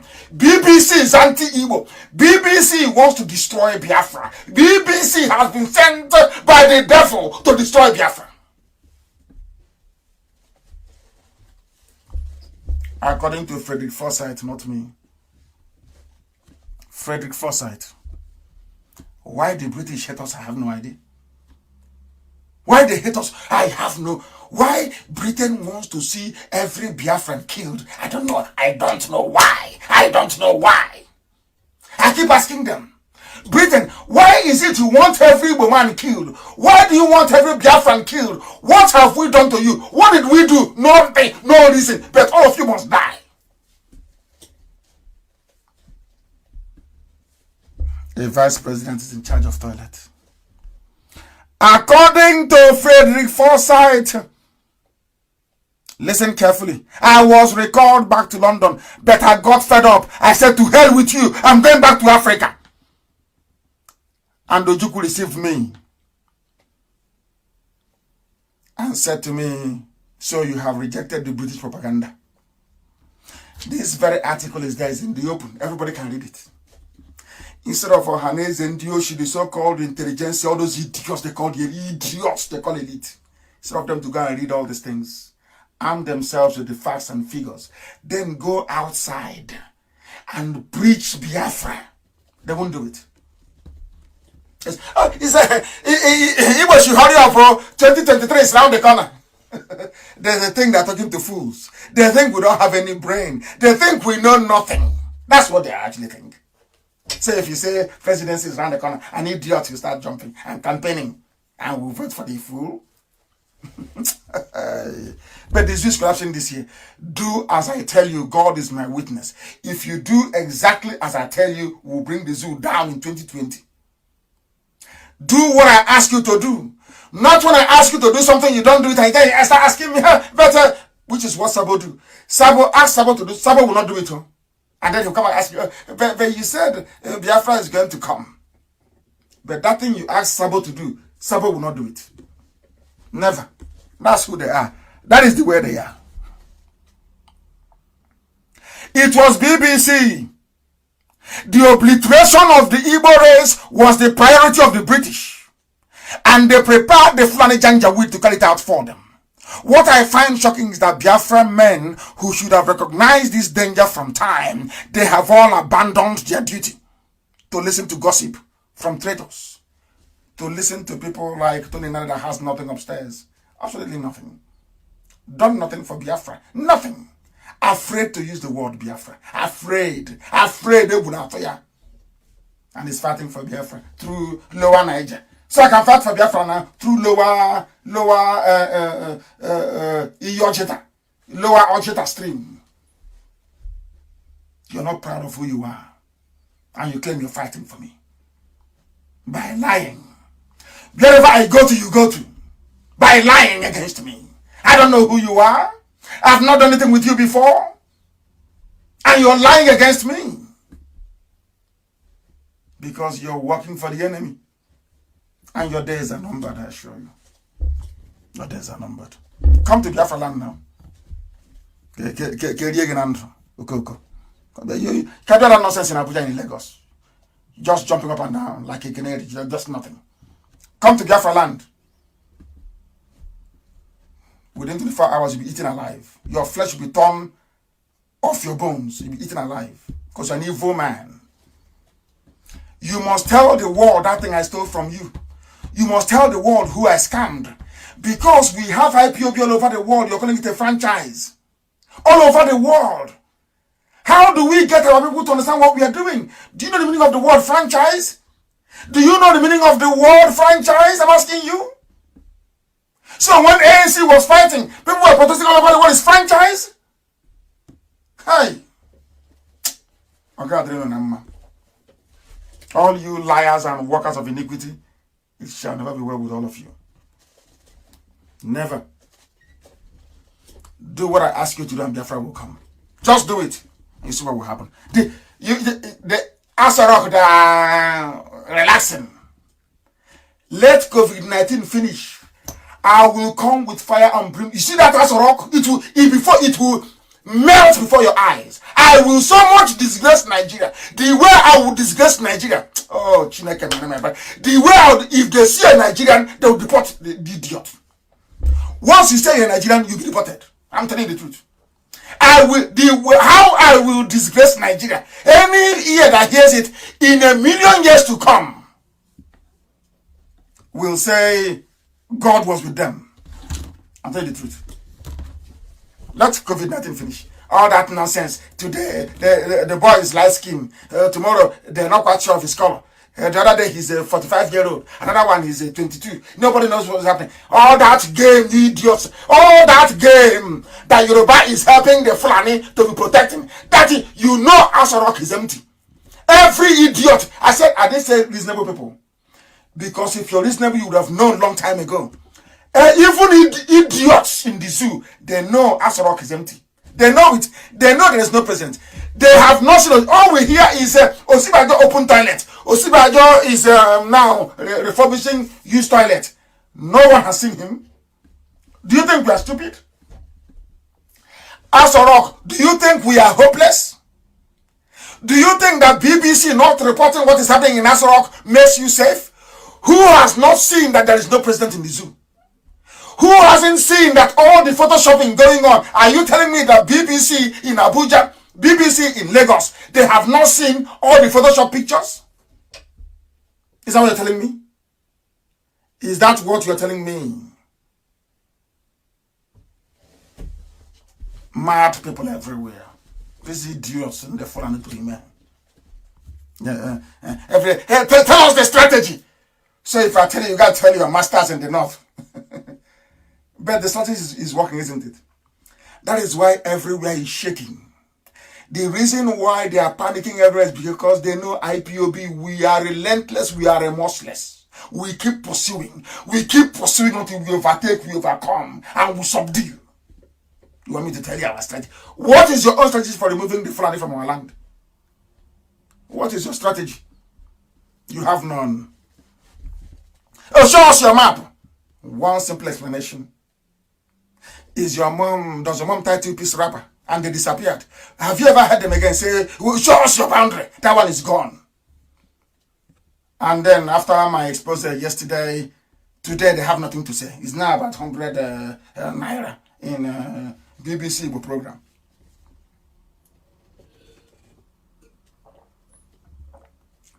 I was having a sip of water. The Yoruba bought into all the garbage because it places an Igbo man beneath them. That is why Yoruba is supporting evil today. Yoruba knows there is no president. Yoruba media, they know very well that Osibajo is in trouble. They have not seen Osibajo for a long time. But the only fear they have is that once we announce it, the zoo will collapse. And the world will say, Nnamdi Kanu has been vindicated. What their fear is the Yoruba pastors. Because their businesses will collapse. The world will say to them, how come you did not see this thing that Nnamdi Kanu saw? That is why they're closing it up. If you don't know, let me tell you, you don't know how many enemies you have. You have no idea. Toilet, vice president. And Yorubas are just smiling every day. We are Nigerians, so. Hey, I don't support evil. We don't support evil we don't and can never. And that is how Biafra is going to be. We can never support evil. Not now, not tomorrow, not ever. Do you know why I say the things that I do? Because we are whiter than white and whiter than snow. Spotless. That is why I say all the things that I do. If you don't know when I did, come out and say it. Defense fund, did you contribute? No. Do you know how much was contributed all over the world? Today I'm telling you, $142,000 all over the world. And we have it. Mokoko. Useless fools everywhere. Useless fools everywhere. Mad people. This maybe. Everywhere.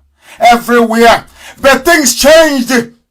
British covert interference, Britain started to work for the zoo because Nigeria could not defeat Biafra. This is according to a white man. Nigeria could not defeat Biafra, and because of that, Britain got upset. Britain was very, very upset. They started to interfere in the war. They started to advise the Janjaweed from the north. They started to supply them with weapons. Contrary to the agreement, Britain started to give weapons to go on. Fresh weapons to go on. Britain now set up an advisory committee. That was why I said that the Biafra War was the Third World War. That is what I was expecting. That was what I expected Nyanwodo to say yesterday. Biafra War was the Third World War. Britain could not fight Biafra direct. They used the Fulanese and the Yorubas, the gullible Yorubas, to fight Biafra. It is here in secret papers from Britain. Britain fought Biafra, not Nigeria. Someone say, Nigerians, you are talking rubbish. It was Britain. It is here. Official government papers, official British papers from a British war correspondent. Britain gave military support advisors to Nigeria, the same way that Britain gave advice to the Jordanian army to defeat Israel in 1947. Britain, I don't know if Britain has been programmed to fight the children of God everywhere. I don't know why. They have that in them.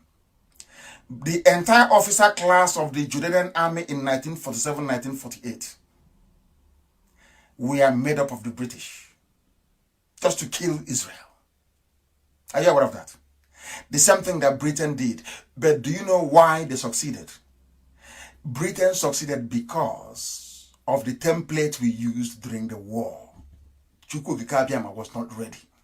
Now he's ready. Just do as we tell you and watch miracle happen before your eyes. Just do as you're told. Britain was now fighting the war using Hausa. No, using Fulani, I will say, and Yoruba.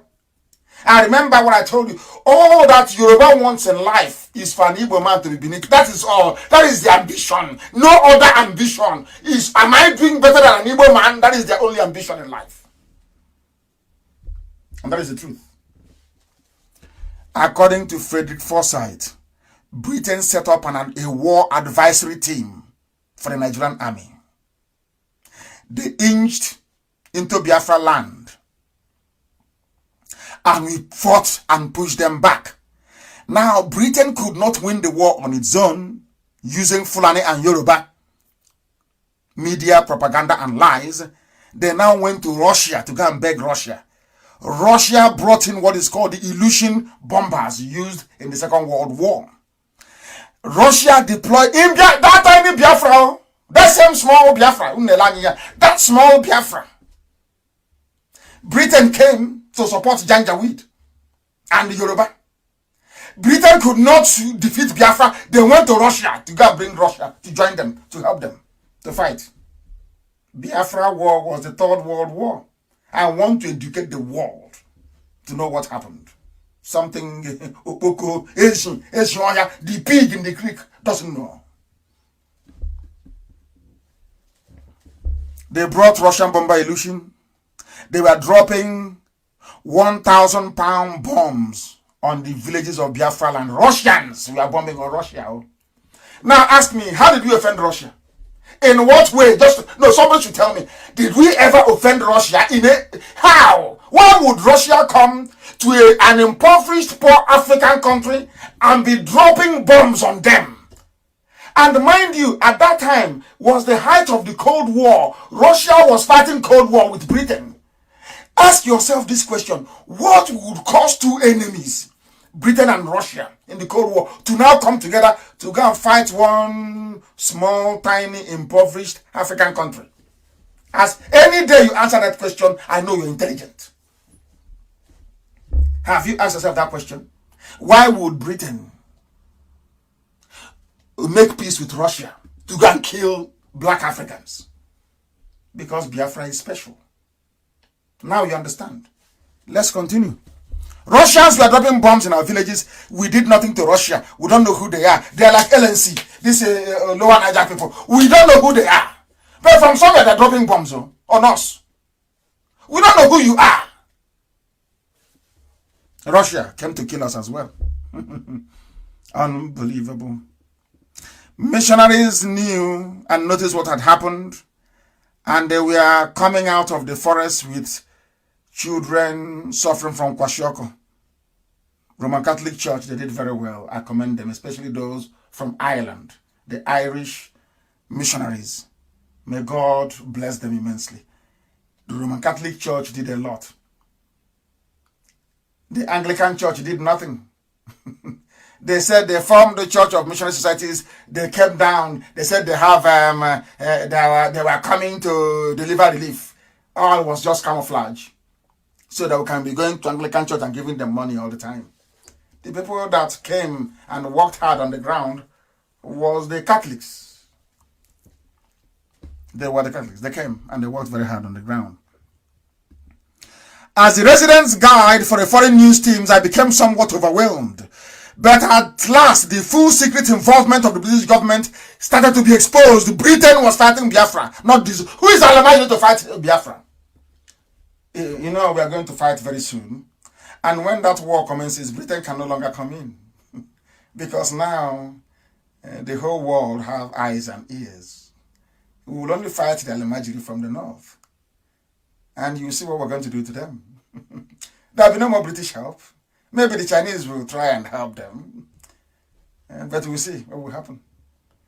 Our people think that they can run away from the war. The war is coming. You can't escape it. It's God's punishment on the Igbo race for selling their own kind. Slavery. All those people dying and being killed in America by white policemen. Your ancestors sold them. Before the white man came, you started to sell your people.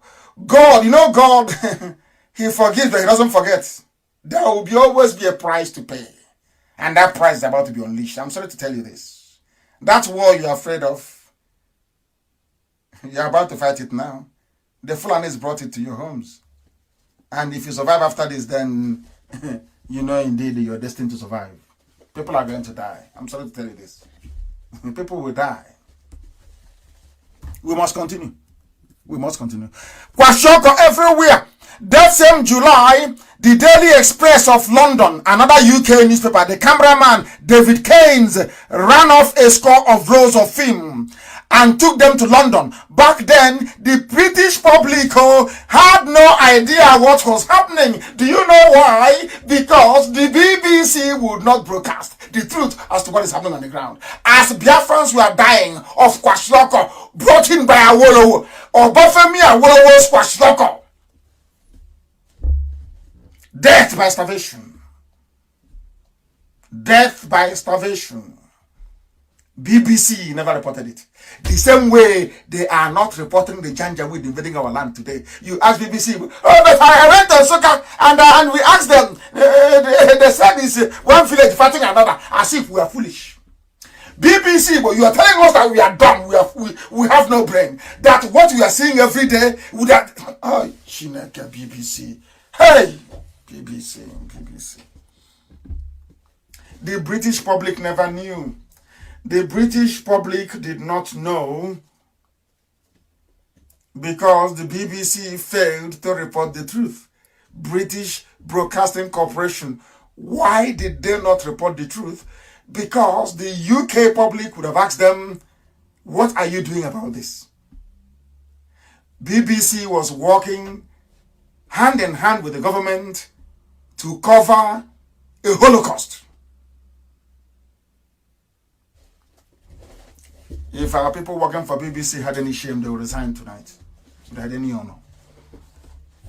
BBC was evil. Evil. They are part of our problem as a race. We must continue. The people in England now discovered there were now questions in the House of Commons. A conservative MP, out of anger, named the child Biafra. Out of anger, a British lawmaker named the child Biafra. John Lennon was upset, returned his OBE. John Lennon, the famous John Lennon of Beatles, said, no, this is evil. It wasn't done by the BBC. This one was done by the Daily Express, a newspaper. Now you know who your enemies are. Go and talk about Biafra now at the UN. You know what will happen to you. If they won't poison you there. They know what you don't know, that God loves you. You are the chosen children of God, the children of light. That is why Yoruba will envy you. They know God loves you. God blessed you from your mother's womb. They know this. Everybody in Africa, they know. That is why Yoruba's height of achievement in life is to see a subdued Igbo man. And the Yoruba man is happy. Because a Yoruba man knows what you don't know. A Yoruba man knows that you are blessed. He knows that God, he knows you're a special talent. And subduing you is the highest achievement of a Yoruba man in life. As the resident guide to foreign news teams, I became somewhat overwhelmed. The World Council of Churches helped to buy some stupid aircraft. And Portugal helped. They helped. God will bless them. And all the people that came that flew the aircraft. There was even one called Jesus Christ Airlines. Oh dear. The people that brought us Jesus Christ killed us. And that is what I find very funny with the British. They colonized us and gave us Bible and Christianity. Yet they supported the Muslims to kill Christians. The irony of the whole thing is just laughable. Honestly speaking. Just laughable. Oh dear me, laughable. Facebook is trying their best, but we'll replay it over and over again. It will be replayed. Britain gave us Bible, no? Jesus Christ said this, if they slap you here, turn to the side. Jesus Christ says, love one another, love your neighbor. The same people that gave us the Bible, St. Andrews, St. Matthew's Church, St. Frederick, St. Agnes. They joined the people answering Abu Bakr, answering Mustafa, answering Abdul Muttalib to kill Christians. Hey. Jesus Christ Airlines. Oh dear. Black, Monsieur G. Black people, black. God forbid. Such stupidity is unbelievable. On a visit to London in the spring of 1969, I learned the efforts of the British establishment, the entire British government. They said, we must kill Biafra. They organized themselves to say, we'll kill Biafra. Every reporter, every journalist, every peer, every parliamentarian, every member of the House of Lords, every member of the House of Commons who had visited Biafra and reported on what they had seen, the carnage, the death, everything. Yet they sat down and said, nobody should talk about Biafra. Meanwhile, Russia was bombing also. Egypt came, Egypt joined them all. OAU joined them all to fight Biafra. And I'm asking the British, but before you came, we didn't know who the Fulanis were. How can we secede? I'm in my land. How can I secede from my own land? Was there any Nigeria before you came? The answer is no. So how can I then secede from my own land? I don't understand it. How can you call me a secessionist? Oh, I'm seceding from something a white man created. Oh, you should have told me now. A white man created Nigeria. So Nigeria is now superior to Biafra, superior to Duduwa, superior to Arewa. So anything a white man says is superior. If you want to break away from what a white man created, you're a secessionist. You are a secessionist. But when they were joining us together, what is the opposite of secession? I mean, I don't know. You are a, how can I put it? A colonialist.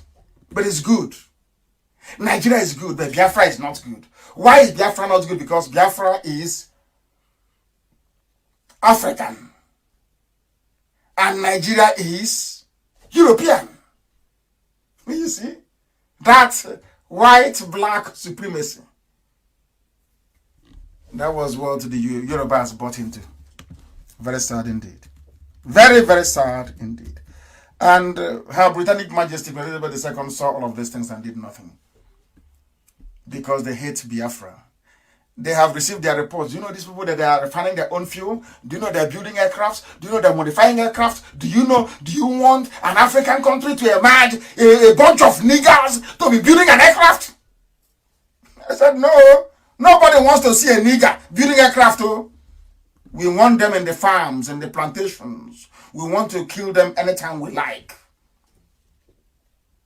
Nobody should support Biafra. That was what happened. Hausa people are not bad. Somebody is writing a Hausa person. I'm not saying that Hausa is bad. Everybody is good. I'm even sure that there are some Yorubas who are good. There are some Igbo people who are good. There are some Biafrans who are good. There are some Ijo people who are good. There are some, even Fulani. I'm sure there are one or two Fulani people with conscience. I'm not saying that. But it's that the majority are evil. That's the problem. The majority of Igbo people are selfish and very greedy. That is how it is. And that is what has led to their destruction. Or should I say the impending destruction. And for the majority of the Yoruba, being above an Igbo man is the highest achievement in life. It doesn't matter. If not, why would they know that Asarok is empty, that Buhari is dead, yet they are covering it up? Ask yourself why. Ask yourself why they know that Aisha is now in charge of the zoo. Ask yourself why they are allowing such travesty to obtain. Ask yourself, what is Yoruba mean? What is Yoruba gaining? What is it that Yoruba can say we are gaining from Nigeria? What is that thing that will make them support Nigeria? Because of their hatred for Igbo man. That's all. If not, then tell me what else. Give me a reason why they want one Nigeria to. I know why Fulani wants one Nigeria. Fulani, they need access to oil because they are lazy, they are primitive. Apart from cattle, they know nothing. I asked you before, how many Fulani scientists have you seen? How many doctors have you seen from Fulani land? Why do you think they always go outside to contract outsiders to come and do work in the zoo? Because they said it from the beginning. Biafrans are smart. We don't want them to building bridges for us. They don't want it because it will make them look bad. That is the truth. What time is it? I don't want to exceed. It's just gone past 2 hours. I must quickly proceed. I wanted to teach something slightly small about the pig in the creek and his nonsensical offerings about Biafra and the origin of Biafra. He's a bite of a jaw to tell you how dumb and how foolish he is. He doesn't know anything about Biafra. I want to school him. There are 3 names for Biafra. No, 4 actually, 4 names. One is called Biafra. I've said this many times. Listen. B-I-A-F-A-R. Biafra. One is called Biafraese. One is called Bai Afara. Afara, where I come from. I'll publish all these things later. Where I come from, Afara. B-I-A-F-A-R-A. Bai Afara. There is Biafra. He doesn't know all these things. He said it's from River None to River Fernando Po, talking rubbish.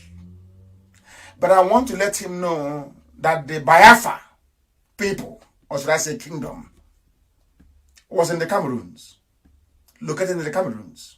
The same Biafra. What he doesn't know is when I tell you something, I substantiate it with historical facts. Facts. Indisputable. Allow me to teach this once again tonight, and perhaps for the final time. I will make reference to it now and again. Please. The pig from the creek, in attempting to play the role of a go-on for the caliphate, because they're using him, unless you can see, you don't know the caliphate, they're using him, of course. Anybody comes and leave him now, let him, the person is one of them. The pig in the creek. He decided to try to show that he's an intellectual. He mentioned Chief Frank Opigo, that we all respect and revere very much, and a German that he knew more than Ojukwu, that our name was Biafra, and he gave Ojukwu the reason why we should, not because of Battle of Biafra, no. He didn't know that Frank Opigo was a historian. He was the principal of Okrika Grammar School, one of the best schools you have in Biafra land, secondary school wise, of course. He didn't know that. So he thought Frank Opigo was like him, a tout who did maybe a bit of oil bunkering when he was about to sell kerosene to fellow smugglers. He saw somewhere and said, oh, the Portuguese saw water moving and said, oh, it's Biafra. This idiot doesn't know, the pig in the creek, he does not know that Frank Opigo was a historian. And what did Chief Frank Opigo discover? He recommended the name not because it's an Ejo distributory or estuary, no. Because he knew what our name was. Facebook is not happy about this, but I'll tell you. I want to bury his ignorance tonight. Completely and totally.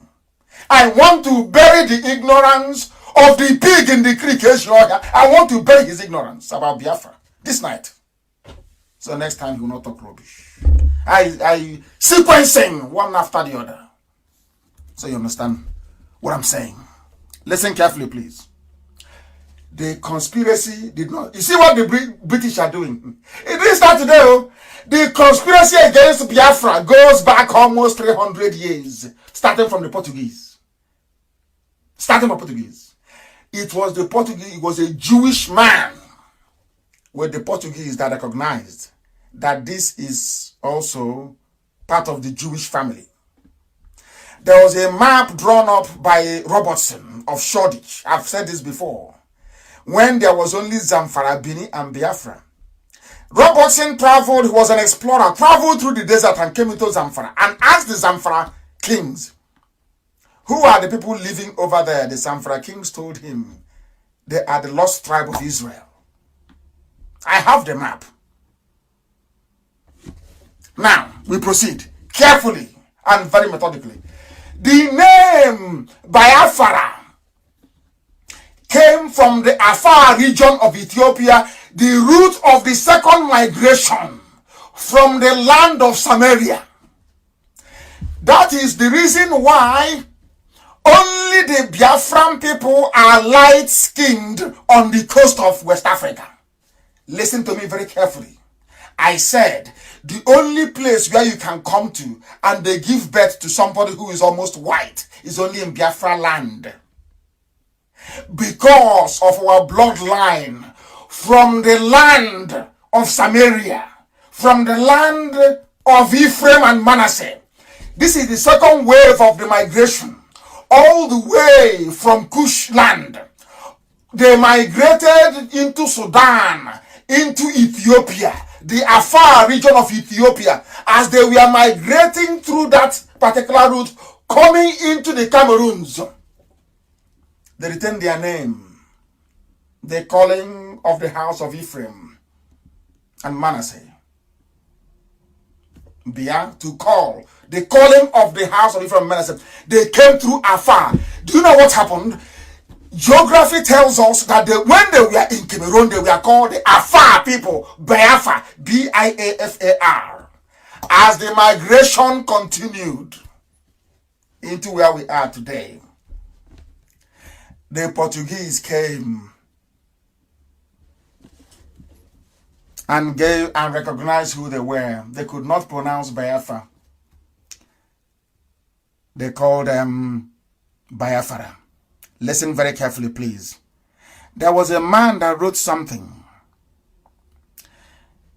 Because successive kings of England, of Portugal, they suppressed all the information concerning their travel to Africa. They knew who Biafrans were, so they didn't want to write about it. This is in Portugal. Listen carefully, please. So, under the reign of King John II, 1481 to 1495, the Portuguese went to a great length to hide the history of Biafra. I've given you facts and figures, not where water was jumping up and down. The Germans came after them. After that, Manuel I took over and made a royal decree. Anybody found discussing about West Africa and about Biafra will be put to death. These are official Portuguese papers. I know Facebook is going mad by this time. Here we teach history. However, there was a man called Duet Pacheco Pereira, who lived from 1460 to 1533. 1460 to 1533. He wrote papers that after his death were published as a collection called the Esmeralda. I want the pig to learn history, not rubbish. I teach you history for free. And as I'm teaching you, I'm giving you references. That is why the name Biafra is sacred to IPOB. None of you know, you don't know nothing about Biafra. You know nothing about it. All of you. Tonight I teach you what it means to be a Biafran. He wrote papers. He lived from 1460 to 1533. Those papers were called Esmeralda. It included writings on Africa and the Americas. And they were published. Even before Christopher Columbus claimed he went and discovered America, the Portuguese royal court were discussing Biafra. Duarte wrote, I'm sure the pronunciation is right, wrote in his Portuguese letters that the channel of the river, the pilot, the coastline of the land coming out into the sea, he gave the latitude to be 11 degrees north of the equator. Now, if you look at 11 degrees north of the equator, which has changed over the years due to advancements in mapping and GPS, this coordination takes us now into the north central Nigeria, which is Idoma land. Are you listening to me? This is from Portuguese archives, scientific papers that the pig doesn't know about. You don't know what Biafra is. It's a Portuguese name. I look at the fools and I laugh at them. They know nothing. Absolutely nothing. They said that this place is the confluence at Omampala. This very confluence where the water comes together. Benue River and Niger River. Elohim. So the land from Kogi down, as I have told you, Igala land. Hey, Chineke Nonyebere, a Portuguese writer, Duarte. His name is spelled D-U-A-R-T-E. The inhabitants of this country, they are called Biafraes. The spelling is B-E-A-F-A-R-E-S. Hell, Unukelem Chineke Nabinigwe. They wrote the same boundary that I told you. I told you Igala land is Biafra. I told you that Idoma land is Biafra, which is Lower Benue. I told you that was exactly the same place that God Almighty in heaven stopped the advancement of the armies of the north under Queen Amina in Zaria almost 300 years ago.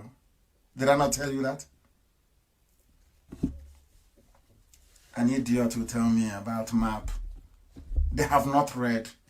The aliens in Ghana, they have not been to any library. They have not done any research. People talk rubbish. They don't know what they are talking about. They don't know what Biafra means. They don't know how deep Biafra is in the spiritual realm. They have no idea. That is why Facebook is mad now. They are crazy. But I must preach the gospel of heaven. Elohim gave me a mandate to preach. And that is exactly what I'm doing. A message from heaven to the living.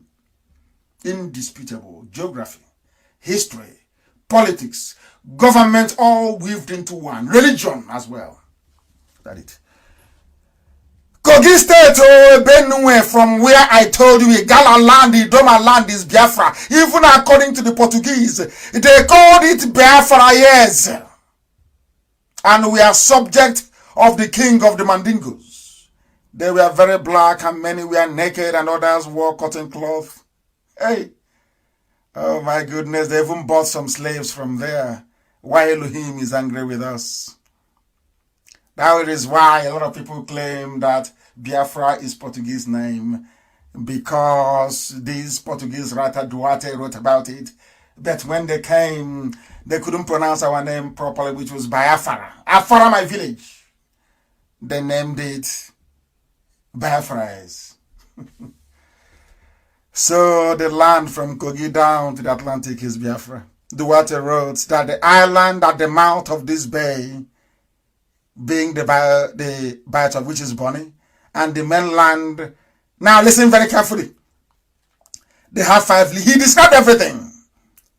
He described, this is Portuguese, so Portuguese described everything. You know what they said? Duarte said, he said, the inhabitants of this land are Igbo. IGBO. Not Niger Delta. Not even Ijo. Because Ijo is a subgroup of Igbo. If they make noise, I'll prove it to them that we are all one people. Everybody came from Igbo. The Portuguese wrote that they're all Igbo people. And that Buta is the language of the Bantu tribe of Cameroon, of course. It is a mix. I'll get into that later on. It is worth knowing that the Portuguese came looking for the Garden of Eden. I don't want to say this on air before they stop giving us, before they say that Biafra will not come. But let me put it to you this way. The white man saw something. That was why, one day I will tell you why they used Enugu as the capital of their administration in the east. Garden of Eden. One day I will teach you that, why Enugu was chosen. Hey, Elibe. The white man came looking for the Garden of Eden because they were told that Garden of Eden is at the center of the world. And the center of the world is Biafra. And they came looking for it. That is why they don't want Biafra to develop. And that is why the British thinks that any day Biafra comes, that the Messiah will come. That is their fear. If you don't know, let me tell you. So when Satan goes into a Yoruba man or a Fulani man and saying walk against, anybody walking against Biafra is walking for the devil. I can tell you that. It's making me to become a bit emotional. I don't want to go. There are some things about Biafra that mere mortals don't know. Unless you are in the realm, you can't see it. You're blind. It is there in all their papers. The white European, they know. They said the God of Eden is in Biafra land. And the British are afraid. If you give them freedom, that the world will come to an end. That was why I said that Biafra is the last miracle on this very earth. If you know what we encounter on a daily basis, you'll be shocked. You will be. In the reign of Elizabeth I, 1597, her ships came to West Africa. That was how the Portuguese and the president, they called it Biafra. But I'm going to shock you this night from encyclopedia.com. Go to encyclopedia.com. And in encyclopedia.com, you enter Royal Niger Company. I want to tell you something.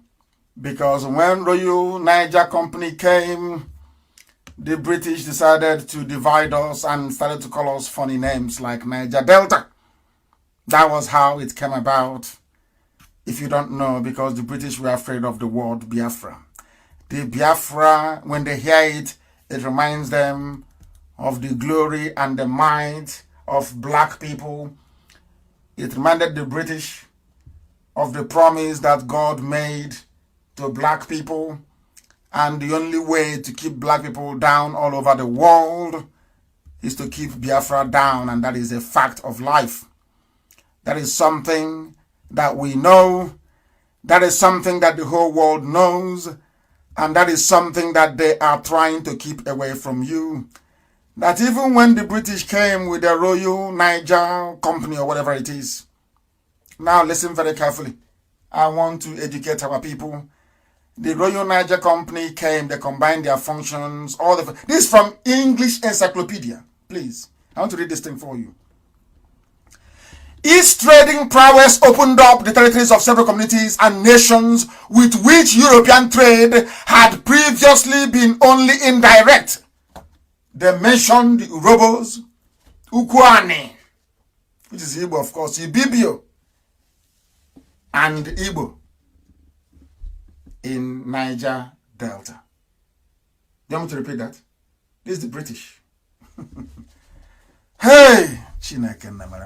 Is the pig listening? All your upper, lower, upper Niger. Are you listening to what I'm preaching this night? I'll read it again. Urobo, Ukwane, Ibibio, and Igbo in Niger Delta. I think on that note, I bring this program to a close. I bring it to a close because we have preached this very gospel this evening. And Elohim is with us.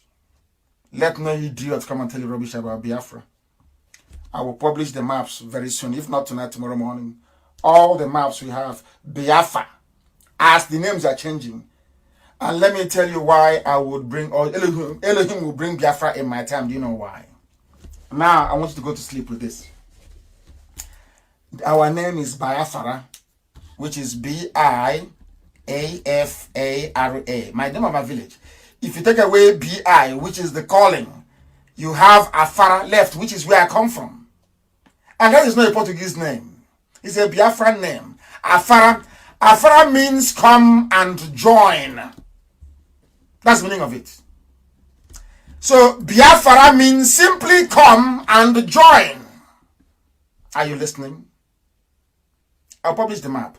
So our names have gone from Biafra, which signifies our trip from the Afar region of Ethiopia, which is why we have light-skinned people in Biafra land and no other place in the coast of West Africa. They're all black as charcoal. Only Biafrans are light. Only a Biafran woman can give birth to somebody who is white, almost white. That's why we are light-skinned. The Fulanis got their light skin by, in those days, prostituting themselves to the Moors, to the Arabs. That's how it's a mongrel race, if you don't know.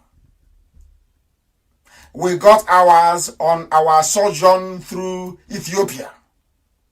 And our name followed us, Biafra, Biafra. And you know the funniest thing? This Afar region of Ethiopia has been taken over by Islam. Isn't it funny that Islam is now coming to also take over the land of Biafra? Isn't it funny? Very strange. Our name changed from Biafra to Biafraese, which was a corrupt version of Biafra. Afara is where I come from. And you know how I know that that is correct? Because that was where Biafra ended. Temporarily, that is. The last headquarters from where Ojukwu took off to Ivory Coast is in my village. In my compound. It's called Okwola Isiokwe, where you have Ojukwu bunker that BBC went to.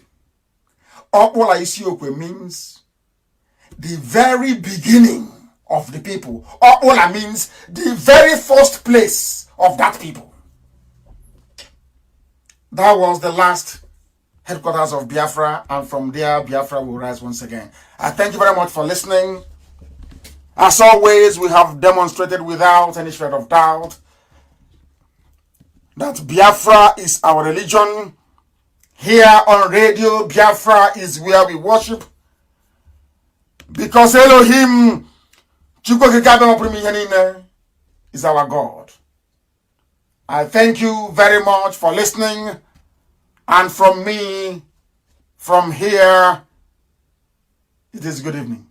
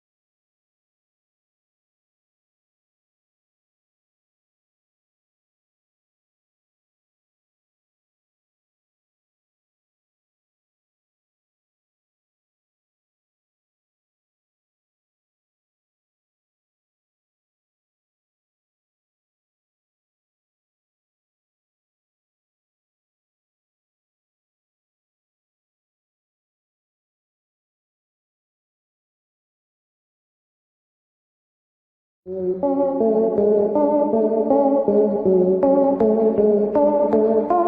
this episode of Black Talk Radio News, we will cover the freedom struggle of the indigenous people of Biafra. What? You never heard of Biafra, you say? Well, I had not heard of the nation of Biafra until very recently. Obidi Obienu, a representative of the organization Indigenous People of Biafra, spoke with BTR News about their freedom struggle to restore the nation, which is in present-day Nigeria. Welcome to Black Talk Radio News. Thank you for having me. If you would, can you tell us your name and what it is that you do? Because I may not have pronounced it correctly in my intro. So if you don't mind, if you could just state your name and tell us what it is that you do with the organization IPOB. My name is Obidi Obienu. I serve the indigenous people of Biafra as the continental rep. I represent the indigenous people of Biafra in the United States for the entire countries in North and South America. And that's what I do for indigenous people of Biafra. Now, before one of the members of your organization contacted me, I had never heard of the name Biafra. And so I'm sure many of African Americans here in the United States probably have not heard the word either. So for those who are not familiar with Biafra, what is Biafra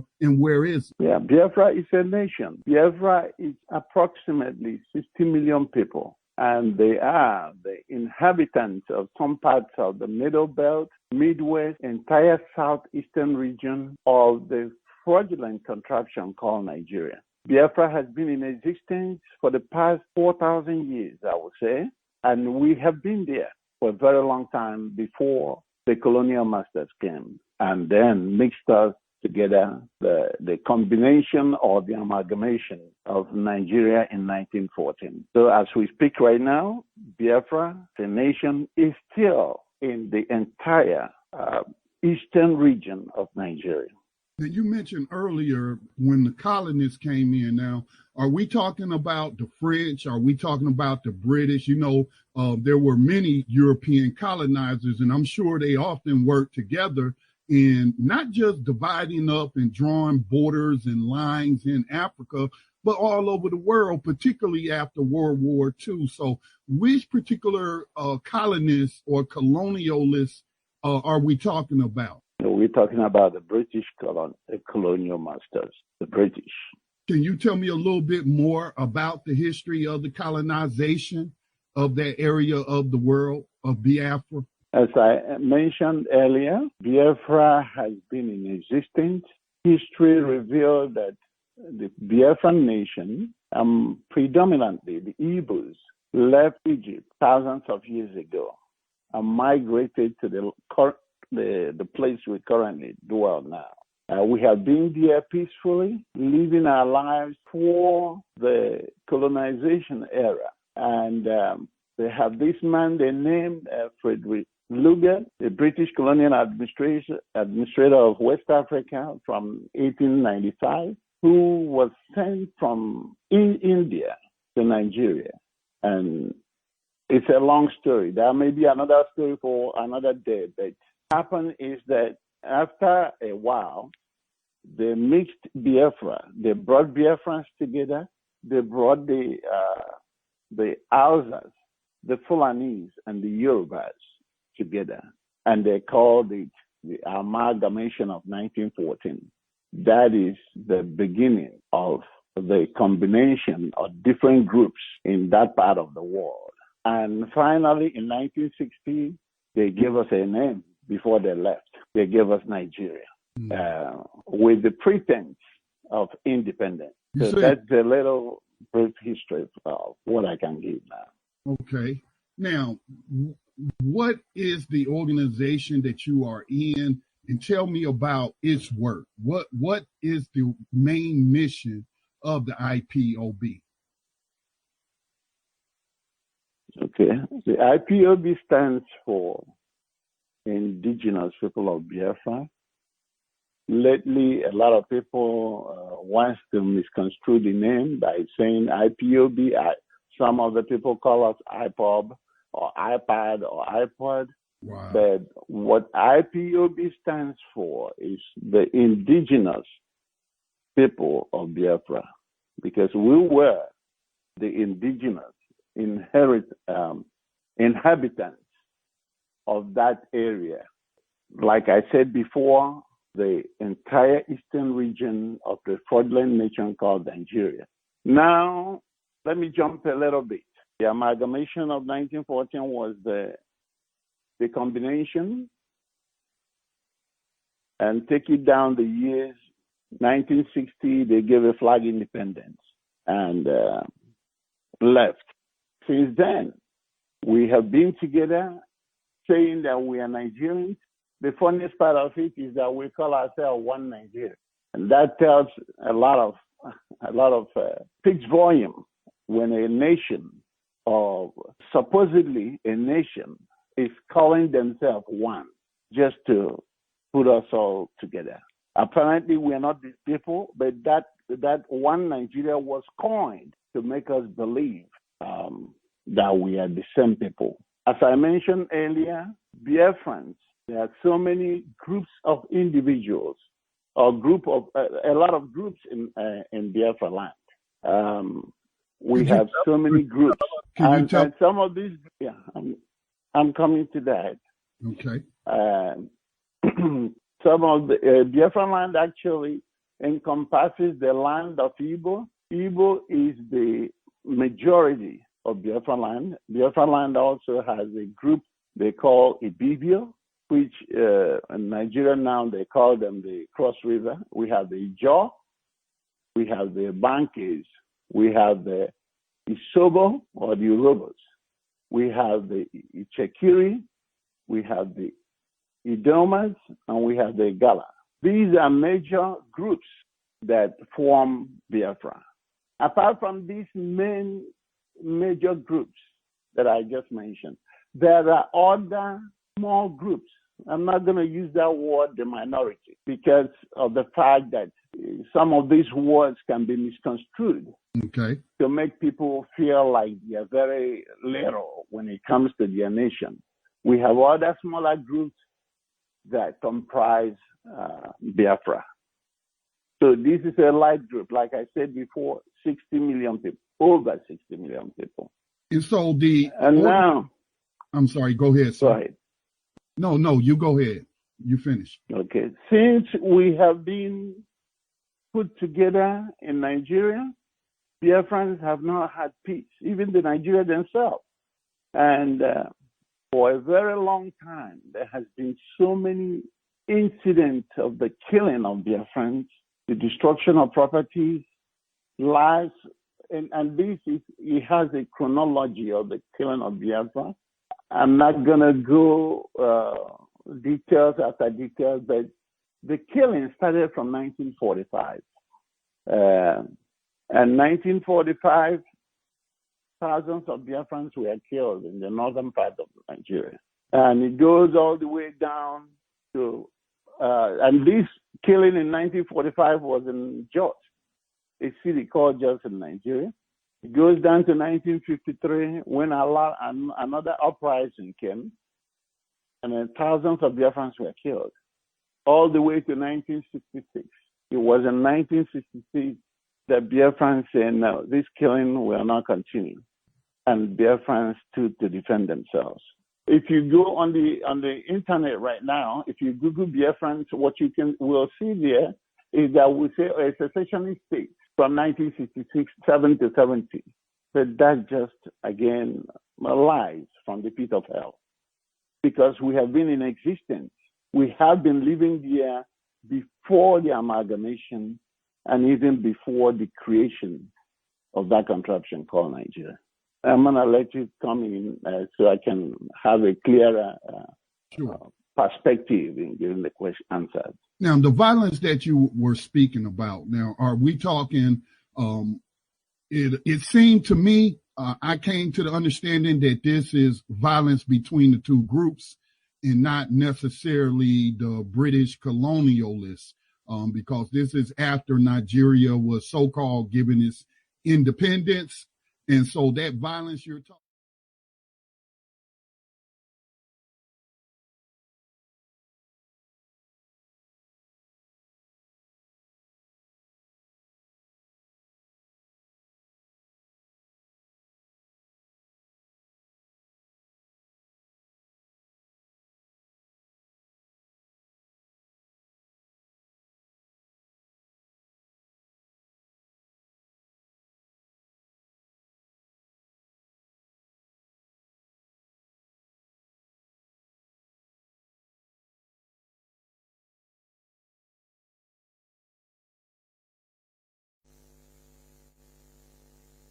Mm-hmm.